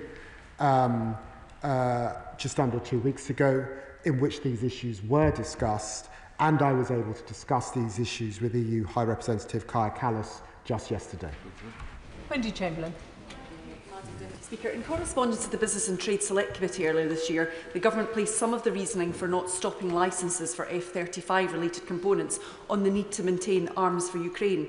Can I ask the Foreign Secretary what practical steps have been taken in the 3 months since that letter was sent to ensure that weapons manufacture and supply to Ukraine is separated from the supply chains to Israel and the occupied territories? Well, I stand by the decisions that we've taken to meet our obligations for security around the world and the decisions we've made in relation to the F-35s. And can I make absolutely clear to her, our decision to suspend arms sales that could be used in Gaza is a serious one, and we are absolutely content that we are meeting all obligations that I set out back in September. Presenter Alan Khan. Thank you very much, Madam Deputy Speaker. Yesterday, Israel admits that it only allowed 5 aid trucks into Gaza for over 2 million people. That is more than Northern Ireland's entire population. This weaponisation of food is morally reprehensible. We must impose an arms embargo and sanctions on the Israeli officials that are responsible for these heinous crimes. Benjamin Netanyahu, Smotrich and Ben Gvir. I welcome the joint government statement with Canada and France. So given the fact that time is running out with every moment that we are standing here talking about this issue, can the Secretary of State clarify the conditions and the time frame for the very firmest of action? Foreign Secretary. Well, can I say to my honourable friend that we've made the decisions that we've made today. She will recognise that there is an important conference convened by France and Saudi Arabia where we will be working jointly with those partners. And can I ask her to look carefully at the leader's statement and our absolute commitment to take further action if necessary to try and bring the course of action that the Netanyahu government has set its desire on in terms of military expansion and the blockade of aid, that we will take further action if needed in the coming days and weeks. Ayub Khan. Thank you, Madam Deputy Speaker. This government has consistently maintained that the determination of genocide, ethnic cleansing and war crimes is a matter for a competent court. And yet the lawyers instructed by this government to defend against a case brought by Al-Haq recently have been unequivocal in that it is this government's firm position that no genocide is occurring, that we have no legal obligations to the International Court of Justice ruling, and that it is a matter for Parliament, not the courts. So I ask the Foreign Secretary to clarify, are these lawyers speaking on behalf of this government? And if this truly is the government's position, will he finally explain why he sees military support for Israel as compatible with our obligations under international law, rather than saying it's simply a matter for the courts? Foreign Secretary. I've got to say that's a crude caricature of a very serious issue. I took a decision back in September in relation to international humanitarian law and suspending arms sales that could be used in Gaza because these are very, very serious issues. I understand the issues that are before the ICC and the ICJ. They are very, very serious issues. And it is because votes in this Parliament helped to set up those mechanisms and made us part of those mechanisms that I leave it to them to make the necessary determinations that they must properly make. Dame Meg Hillier. Thank you, Madam Deputy Speaker. We have seen the slaughter of innocents going on for far too long.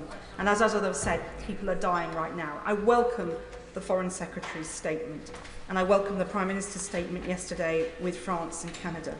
But the Foreign Secretary mentioned that he had met with Vice President Vance and to really get a breakthrough on this, because Israel is not listening. America needs to be part of that. Is he able to tell us about that conversation with President Vance and whether he has any hope that we can make a statement jointly with the US as well? Foreign Secretary. Well, I'm very grateful to the Right Honourable Lady, and I know that her constituents will be deeply concerned with what is happening. Let me say to her that we had hoped, and I know that Vice President Vance had hoped, that we would get a breakthrough in the ceasefire that was being broken by the United States, Qatar and Egypt. But she will have also seen that the United States has also been able to strike direct deals, and it got its hostage out last week by going direct to Hamas, and that the breakthrough that we had hoped for towards the end of last week has not come through. And at the moment, I have to say, I don't foresee a ceasefire deal just at this stage. And that is why the only way forward is through more diplomacy, not less. It is not through military means. And we have to be crystal clear that we disagree with the course that the Netanyahu government is now taking. Sir Desmond Swain. The House wants to know, and Israel needs to know, exactly what he means by further action. Foreign Secretary. I would ask him to consult the Oxford Dictionary and look at the two words. Naz Shah. Madam Deputy Speaker. Can I first thank the Secretary of State for coming to his house and his statement and for the actions that he's taken. I also welcome the Prime Minister's statement with regard to yesterday's statement jointly. One of the things that we talk about genocide, the word is used quite often here, and all indicators are pointing towards that. So what else can be done to stop? I appreciate the suspension of the free trade agreement, those negotiations. I appreciate all of that, but children are still dying every single day. You know, people are losing their homes. It's, you know, what will it take? What do we have to really wait for to call it what it is and to actually act like to stop what is happening? Secretary.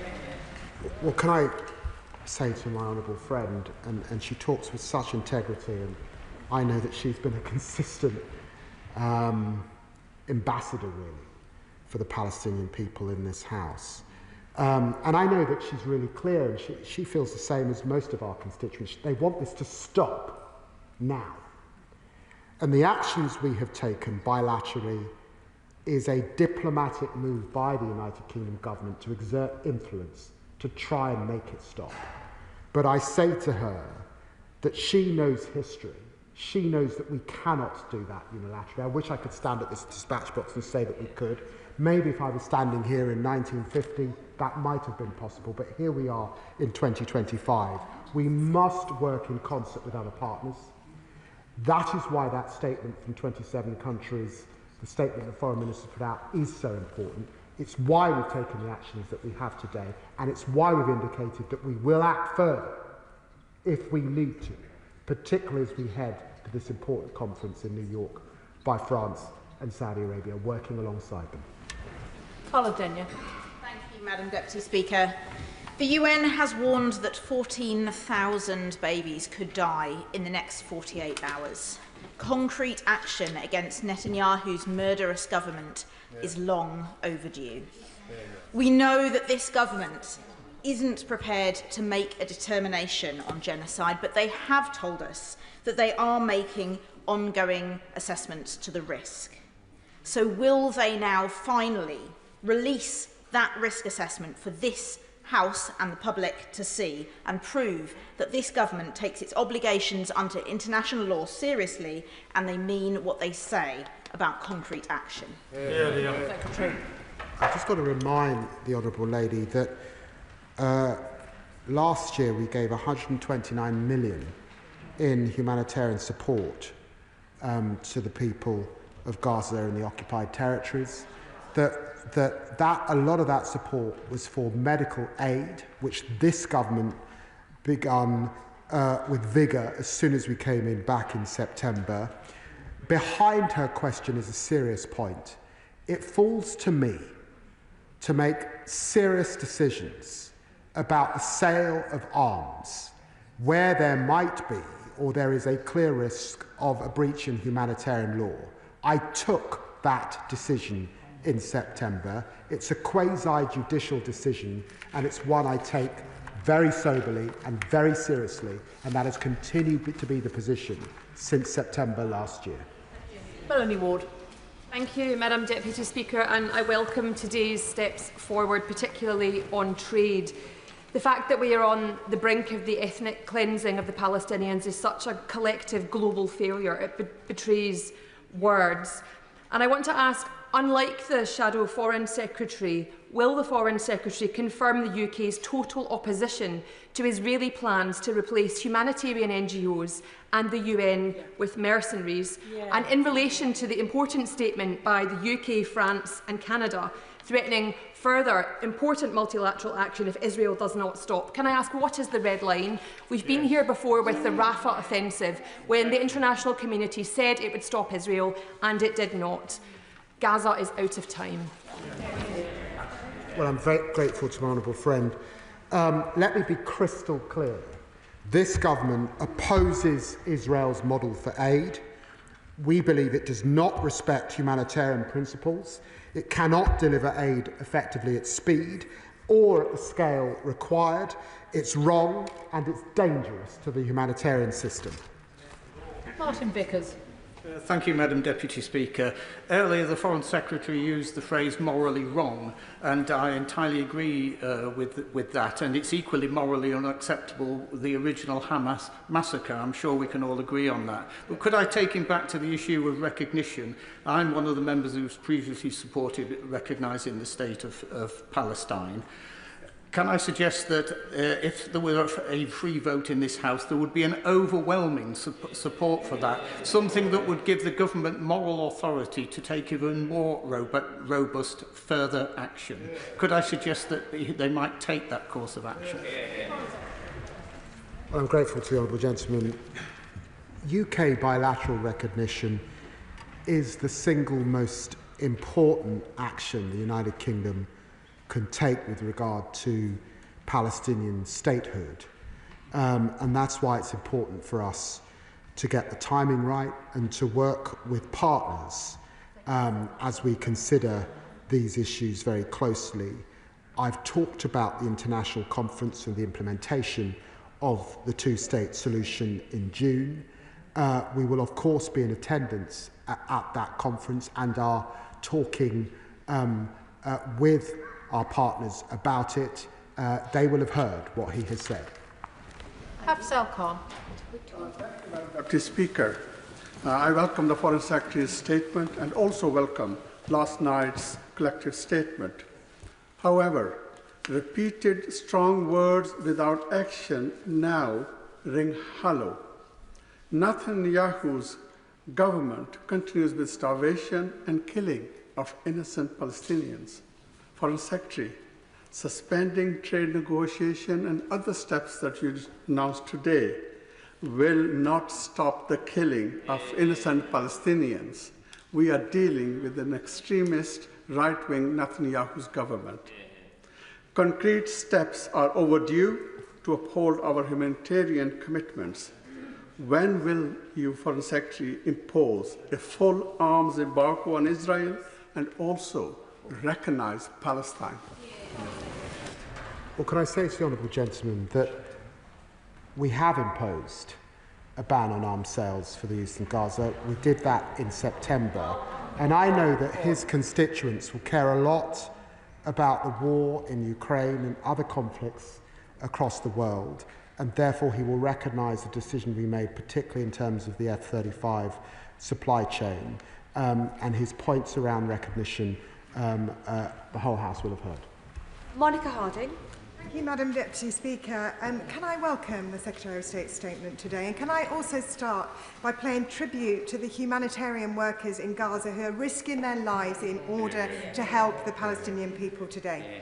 Madam Deputy Speaker, the very powerful words by our own UN humanitarian chief have already been referenced today, that 14,000 babies need food within the next 48 hours or face starvation. He also said that we have not moved fast enough in the past in the face of other war crimes. Starvation is a weapon of war and is against humanitarian law. The Secretary of State has said that he will not stand by and that unless aid gets in, the government will take consequential action. So how quickly will the government take action to save the lives of those Palestinian babies? Well, can I say to her that 430 aid workers have been killed. Gaza is the deadliest place on earth for humanitarians. She's absolutely right to recognise those tremendous aid workers. Let me just also reference the medical workers who have lost their lives. Absolutely appalling, the loss of life and the children. And we will continue to do all we can to bring this to an end. Alex Sobel. Thank you, Madam Deputy Speaker.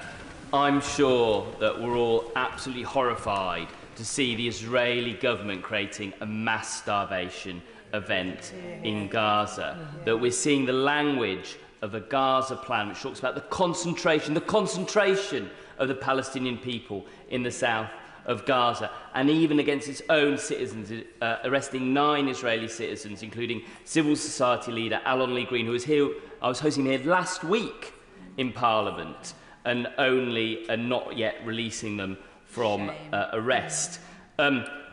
Does the Foreign Secretary agree with me that this is a deliberate and systemic attempt to destroy the Palestinian people in Gaza? And isn't it time that instead of sanctioning those taking orders, we sanction those giving the orders in the Israeli government?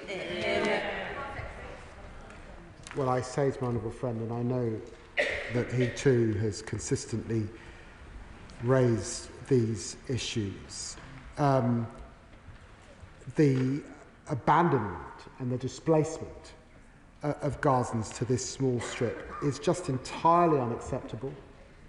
The idea that we could see this go on right through 2026 is abominable. Tom Fletcher was right to speak out, I think, in recent days, and it's why I think you're seeing the response that you're seeing from international partners. And I hope that Netanyahu heeds the words of friends.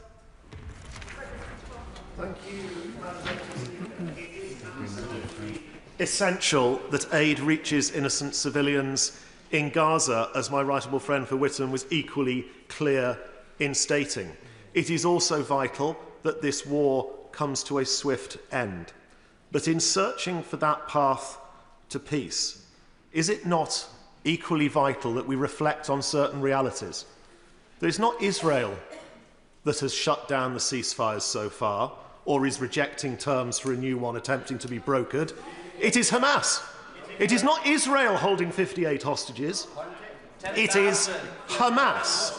And it is not Israel that is misappropriating aid and selling it on at profit.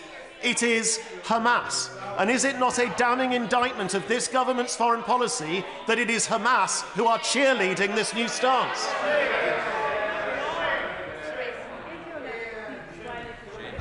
Well, can I say to the honourable gentleman that I don't think I've been at this dispatch box on the 6 occasions that statements have been made on this subject when I have not condemned Hamas.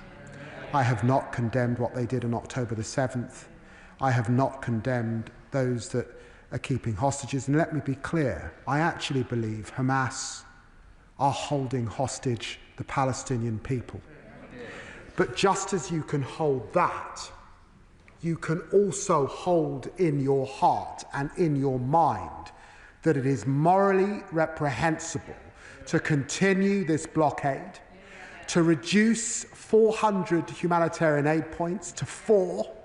This is impossible, it's intolerable, and of course the United Kingdom must speak up against it. Thank you, Madam Deputy Speaker. It is welcome that I believe the Foreign Secretary has listened and heard the strength of feeling on this side that more needs to be done. And I believe that he is more in tune with the families of the hostages who were at the border yesterday protesting what the Israeli government is doing and who should get our solidarity for their work standing up to Prime Minister Netanyahu. But if solidarity matters, then let him hear from these benches as well as he has from other benches the call for a vote on the recognition of Palestine. We held such a vote in this place in 2014, but it is fair to say a minority of those people who supported it are in this House today. With the conference before him, would it not show how we speak as one in calling for an end to what is happening in Gaza, in calling for the Palestinians' right to exist to be recognised, for us to have that vote in this House? Well, can I say to my honourable friend, the British people made a determination when they voted Labour at the last general election, and she knows that in our manifesto we committed to Palestinian recognition in the right circumstances. I've said a lot about the conference, and she will no doubt read a lot about the conference that is coming up on a two-state solution, and I do think that given that we're only days away, that is what should concentrate minds at this time. colleagues can see by just looking around the chamber that not everybody is going to get in, and this statement's been already going on for an hour. I'll try and go fast, but I need your help with short questions and shorter answers. Jerry Corbyn. Thank you, Madam Deputy Speaker. Could the Foreign Secretary tell us exactly what arms have been supplied to Israel over the past 6 months? What arms are being supplied now to Israel? What RAF criteria is being used for? Is it supporting the Israeli war machine? And can he inform the House categorically that no component part of an F-35 jet made in Britain is supplied to Israel to continue their bombardment of Gaza? Well, can I say to the judgment that he asked me a similar question a few weeks ago, and I gave him the answer that we suspended arms sales. That was a sober decision made. They're not being given to Israel for use in Gaza at this time. That is a strict decision under our export licensing regime, save for the carve-out we've made for F-35s, which I know he disagrees with, but that is the position because we're not prepared to disrupt supply chains across the world. Say. Thank you, Madam Deputy Speaker. What we've heard from senior UN officials this morning should frankly send shivers down the spine of every member in this chamber. 14,000 Palestinian children could die in the next 48 hours because of Israel's actions.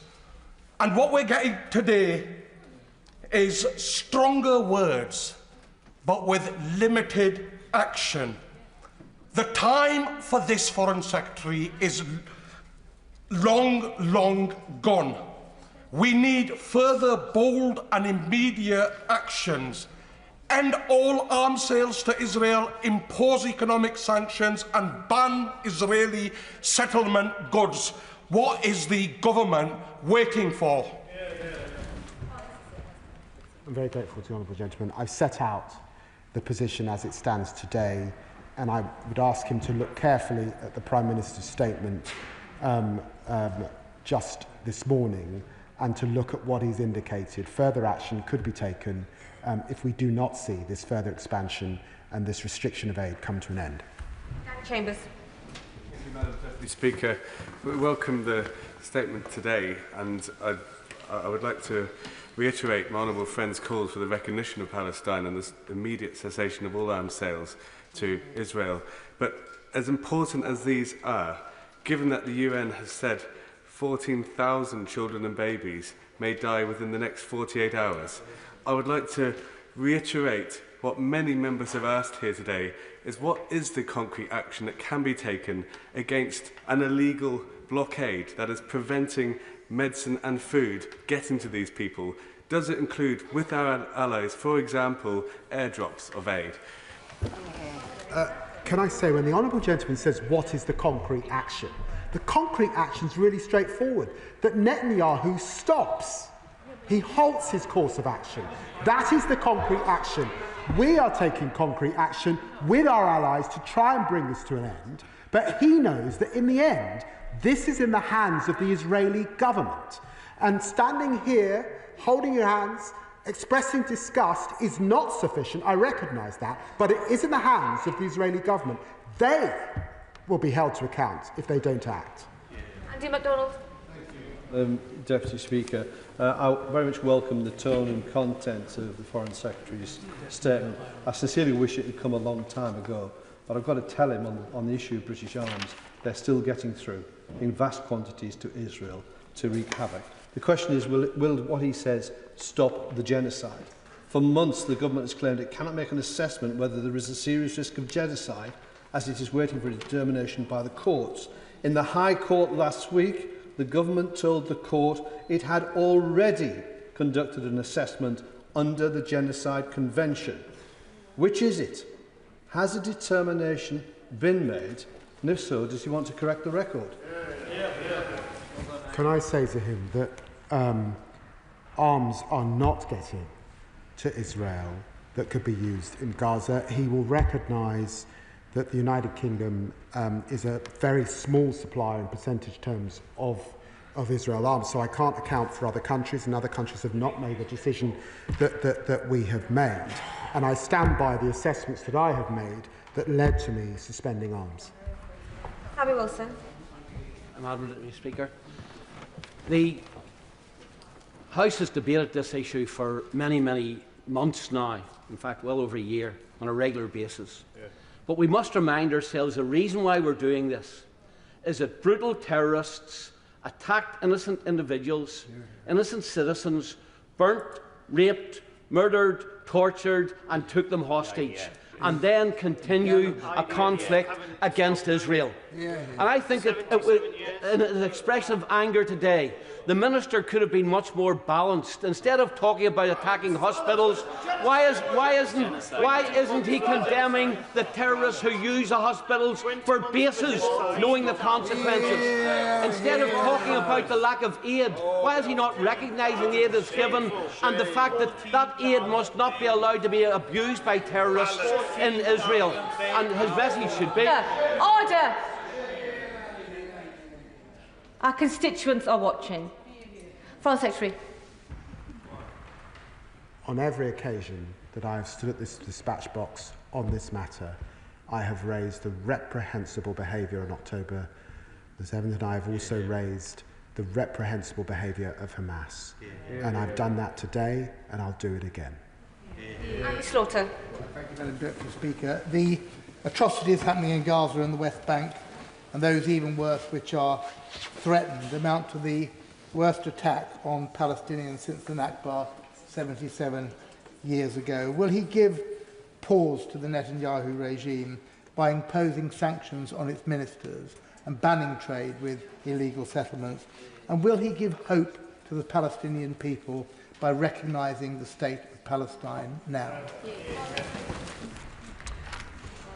I won't comment on any future sanctions, except he will know that we keep these issues under review, and he will have seen the Prime Minister's statement on these matters a few moments ago, and indeed his statement alongside the Canadian and the French leaders as well. And I know that he's been a long campaigner of the second issue. His views are very well known.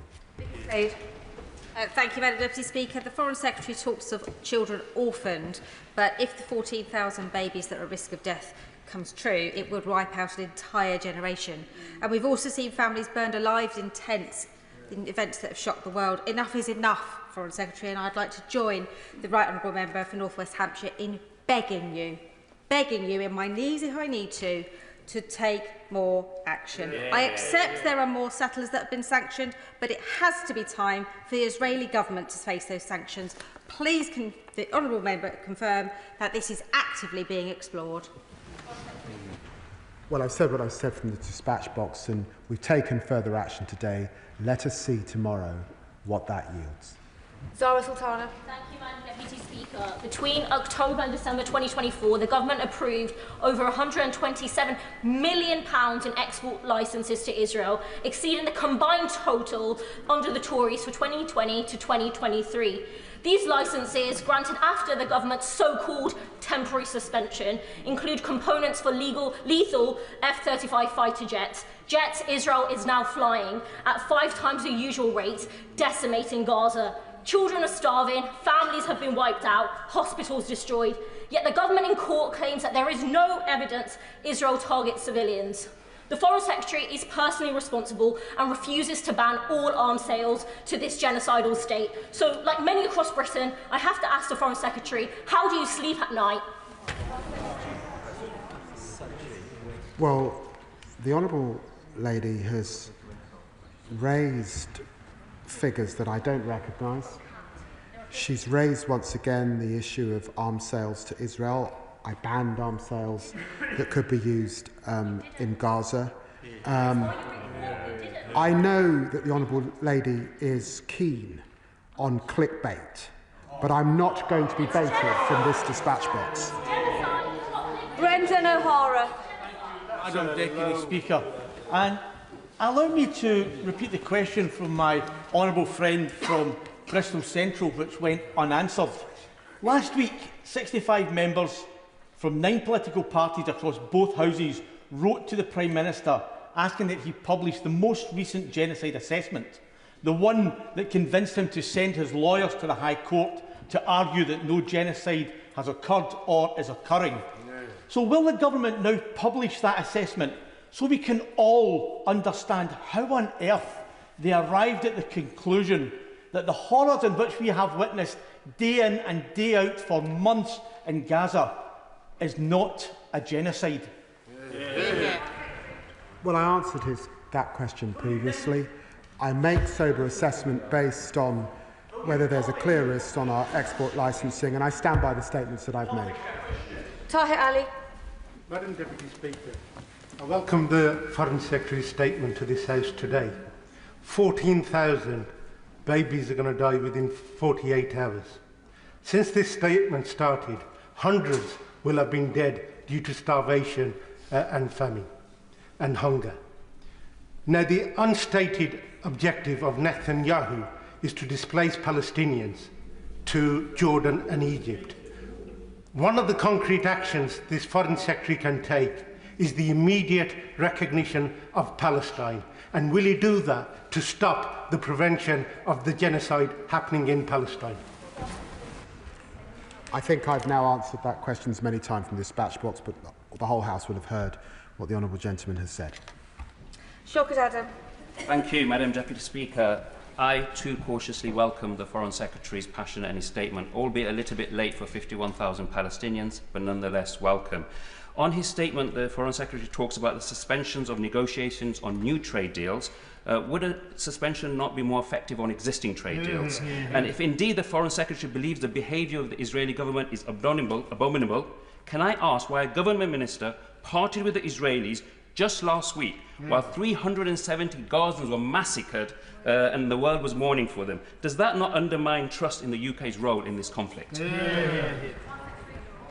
Well, I said before to the honourable gentleman, I do think it's important that we make a distinction between the Israeli people and Israeli and the current direction of the Israeli government.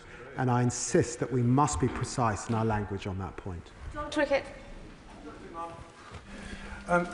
The situation in Gaza is utterly intolerable, and the Foreign Secretary convinced the House of his passion, his anger, his indignation. But he will also know that angry rhetoric means nothing if it's not accompanied by forceful actions. Now, many actions, I'm not one of those people saying no actions have been taken by the government. They have. But they haven't had the desired effect. Will he now say he will recognise Israel? He will stop any intelligence sharing with Israel and stop the supply of components to Israel which might be used in their war machine? Well, again, I've now said much on this matter, particularly the point on recognition. I'm glad that he's recognised what the government has done, because this is the government that increased aid, humanitarian aid, to the Gazans. It's the government that absolutely made clear our position on international humanitarian law. We didn't see that under the last government. We suspended arms sales for use in Gaza.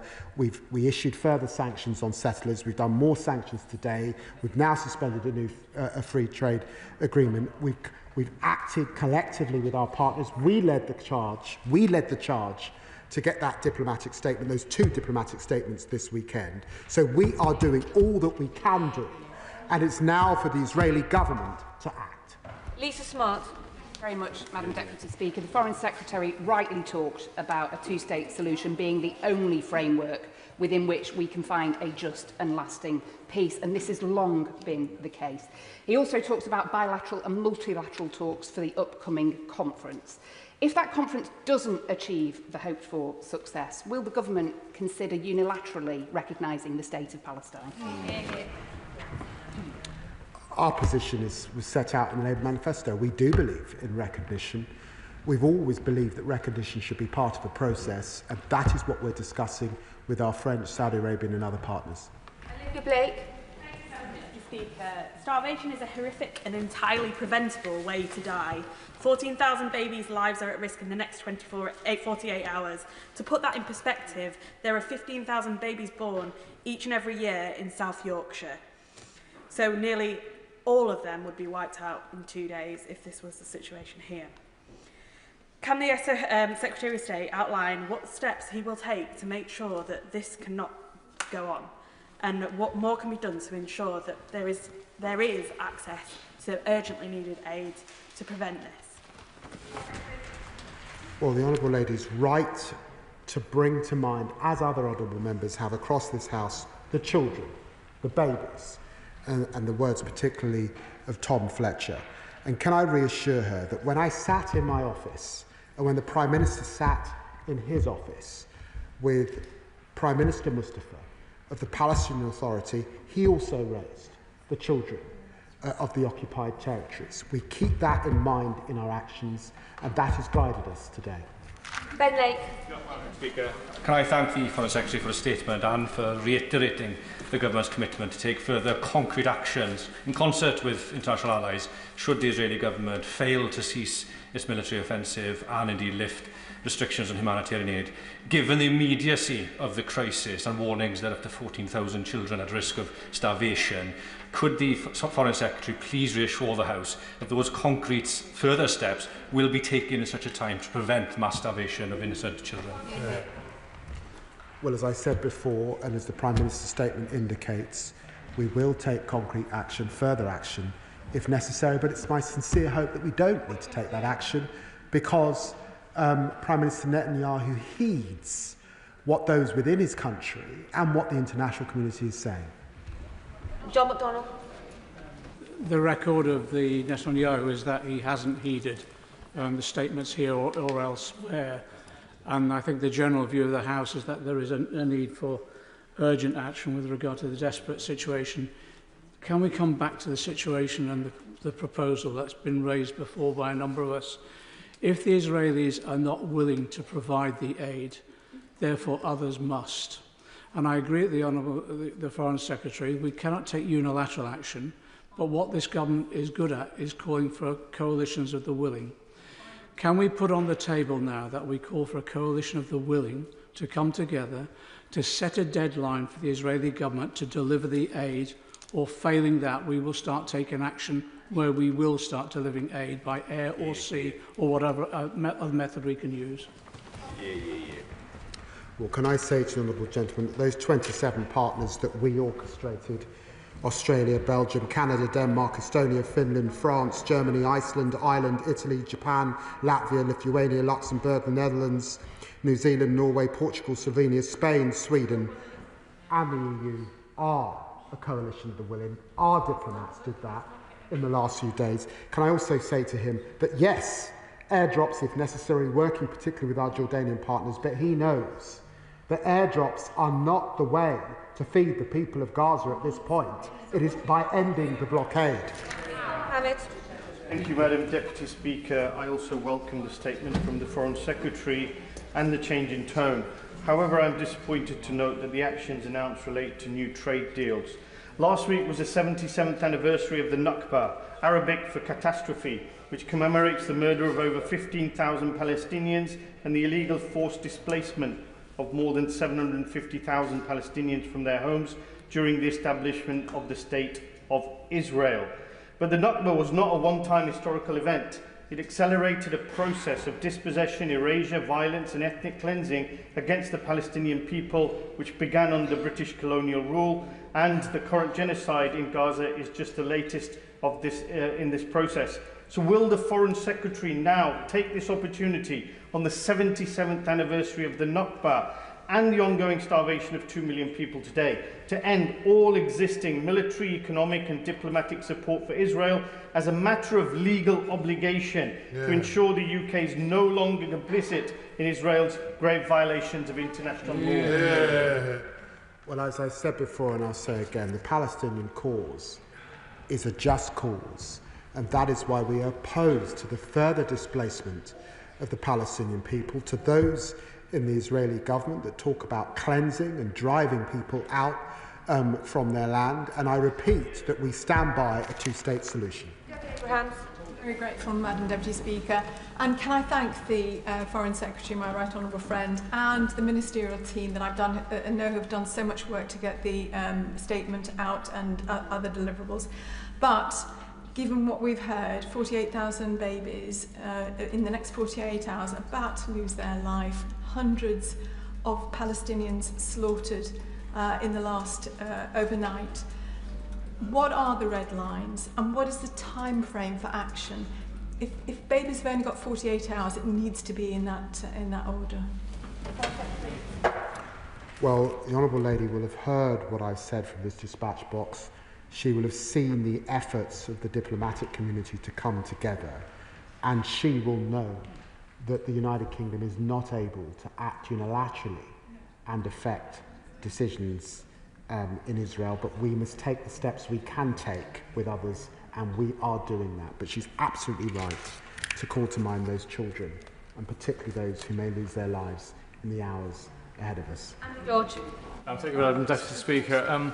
Although it's long overdue, I warmly welcome the sentiment behind the Government's announcement today. Along with the Honourable Member for Leicester South, we visited Israel and the occupied Palestinian territories last month, and what we saw there was absolutely shocking. Others have described it as apartheid. I think it's actually worse than that. Now, the Foreign Secretary has said that the question of the recognition of the Palestinian state is one which is stuck in a process, but can he not at least today accept that he can recognise the right of Palestinians to statehood and democracy?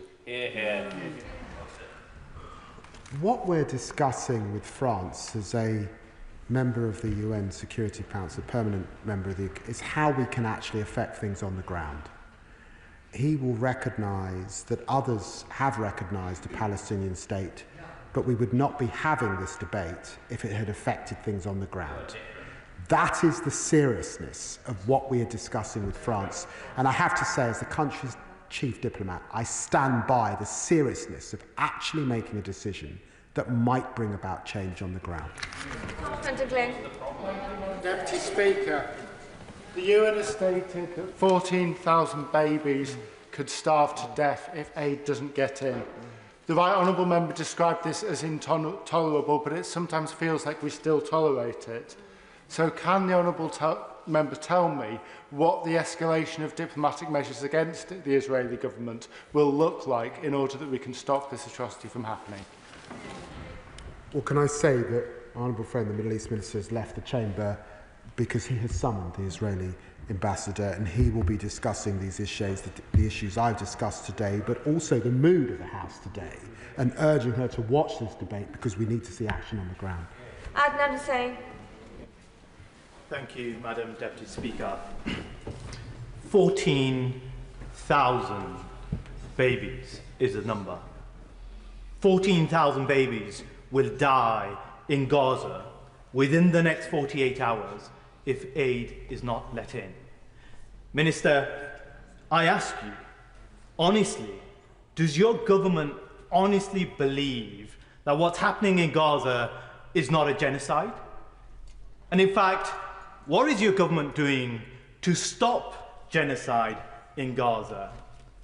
It seems that you're comfortable in supplying weapons to a state that is also equally comfortable in starving children. I finish by asking, what actions are you going to take? Perhaps expel the Israeli ambassador. What actions you are going to take? I think we've been in this chamber for long enough to know that's not appropriate language. I should not have to repeat myself, Mr. Foreign Secretary. We took action when we suspended arms sales to Israel that could be used in Gaza. We did that back in September, and I would urge the honourable gentleman to look at the remarks I made then and to recognise that decision that was made by me and this government. Hayes. Thank you, Madam Deputy Speaker. I welcome the Foreign Secretary's statement today and the suspension of trade talks with Israel and further sanctions on Israeli settlers. But in the horror of Gaza, it is clear that the Israeli government is not listening to the exhortations of the international community and that it is very unlikely to listen to this further action today. So I want to press the Foreign Secretary. Foreign Secretary, the UN has placed a timescale on the lifespan of babies in Gaza. It is not too much to ask that the government sets out a timescale for the meaningful further action that the government will take in the event as seems likely, that the Israeli government does not change course? Well, I say to my honourable friend, who has been a champion of the Palestinian people and raised this issue of conflict now for many, many months indeed, that I would refer her to the statements of Yair Gallant, the leader of the opposition and former IDF member, who has urged the Netanyahu government to listen because he fears that Israel is losing friends and, as he describes it, will become a pariah state. Thank you, Mark. Food is the means of life, and it must not be used as a weapon of war. The Foreign Secretary has rightly condemned it as morally wrong, but it's also a breach of international humanitarian law. He's condemned as unjustifiable and disproportionate Minister Smotrich's proposals to cleanse Gaza and displace and destroy all within it. If Mr. Smotrich's plan is carried out in the coming days, does my right honourable friend agree that he will have to use a different word, and that word would be genocide? So will he now sanction Minister Smotrich? Well, I've heard what the honourable gentleman has said, and he will know that the Prime Minister said that there might well have to be further action, but we urge the government to step back from what they're doing, and of course we continue to condemn the language of extremists in the Israeli government using language like ethnic cleansing. Just as well. Thank you, Madam Deputy Speaker. I welcome the Foreign Secretary's condemnation of the illegal actions and the vile words used by the Israeli government. It's heartening and humane to hold Israel accountable for its slaughter of innocent Palestinians, withholding of aid, settler expansion and shameless plans to, and I quote, conquer, cleanse and stay in Gaza. We need action to show that we'll not tolerate this indiscriminate violence, which is effectively ethnic cleansing. Does my right honourable friend agree that our next step should be to recognise the state of Palestine, and could he please outline what actions he will take to stop the impending death by starvation?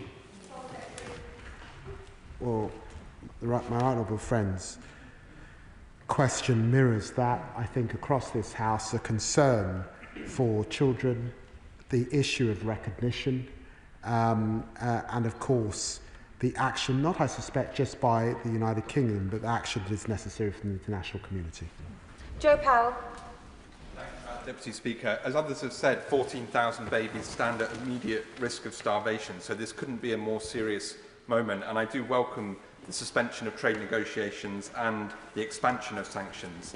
But as we've done on other sanctions designations, on human rights, on corruption, on Russia, on Georgia, on Belarus and others, we've taken them to the political level. So will the Foreign Secretary consider an expansion of the sanctions regime to those political decision makers advocating for ethnic cleansing and the takeover of Gaza? Well, my honourable friend is one of the House's experts on how our sanctions regime works, and can I reassure him that all of what he outlines is under consideration? Dr. Lauren Sullivan. Thank you very much, Madam Deputy Speaker. The senseless and deliberate suffering in Gaza must end, and humanitarian aid is crucial for that aim and for thousands of children. If the Israeli government continue to politicise humanitarian aid and withhold with their blockages, what sanctions will this government consider and then impose? Well, I'm grateful to the honourable lady. She says politicise. I'm afraid that this is not just